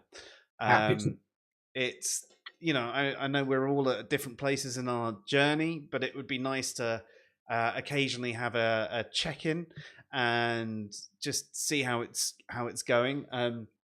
I'm trying to vlog a little bit about it myself as I go along. I've been posting some of the videos up to Answers in Reason as well, but I have a TikTok called Adult ADHD Journey, and I've just decided to also put it on its own channel because I'm not sure Answers in Reason is necessarily the best place for all of these videos to go up. So I'm putting it all on its own place, and I might stop sending them to Answers in Reason. So if you are interested in this sort of thing, feel free to go and subscribe. But I'm doing it for my own benefit, to sort of organize my own thoughts and talk through things, and occasionally find a few people who are going through the same thing, are about to go through the same thing, have gone through the same thing, and it can be, what's the word, cathartic in a way, and helpful to find that there are other people going through these same sort of things, and perhaps listen to how they might have dealt with things, or, you know, if they dealt with it wrong, even, that's a great way for you to go, I shall do my best not to do that. You'll end up doing it anyway, but you know. Kristen, you also have an Etsy store. Do you want to say anything about that before we go? I have two Etsy stores. I have one called Pike's Pride, which is PYKE, which is the Lego Pride flag jewelry, and my 3D design, which is mostly jewelry and D&D stuff, is called Kristyn Credible. So good luck trying to spell that. And don't forget your page on Facebook, Mistranslation. Yes. Yeah. Again, puns. So there you go. 2 pages. And again, I will definitely forget to put that in the description. Martijn, do you have anything? I know at one point you were talking about putting some of your art up for sale in the future. Have you got round to doing anything like that, or are you still just painting at the moment? Yeah, no, I don't think I have the quality yet, so I'll keep working on my skills. Okay. Is there anything that you want to shill for now, or we're just going to leave it there? Yeah, well, sure. I'll shill for my favorite podcast hosts, Some More News, Even More News, and Behind the Bastards. Go check them out. They're funny. They're they make you smarter, and most likely they'll make you more politically left. Pretty weird. Everybody who has ever recommended Behind the Bastards to me has ended up being autistic. So it's them. They did it. Behind the Bastards cause autism.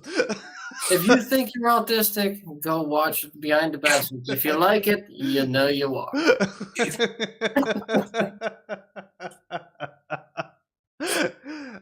Brilliant.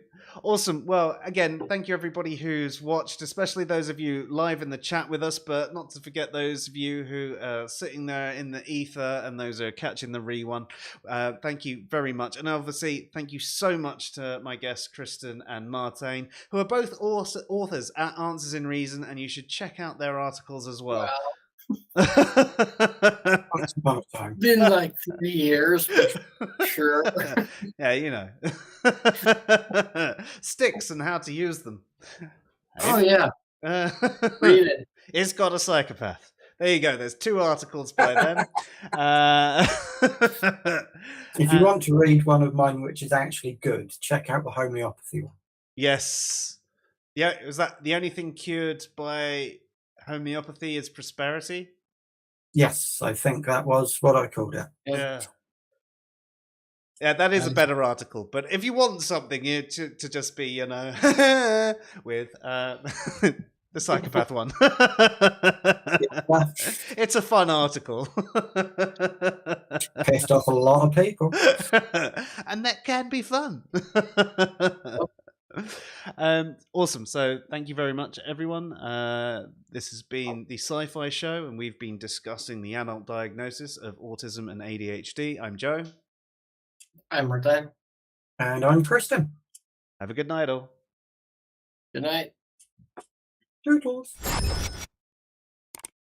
And whilst I've still got you here, please make sure you check out some of Dave's Armchair Philosophy videos. He's released a couple of new ones recently and continuing his Skepticism series too.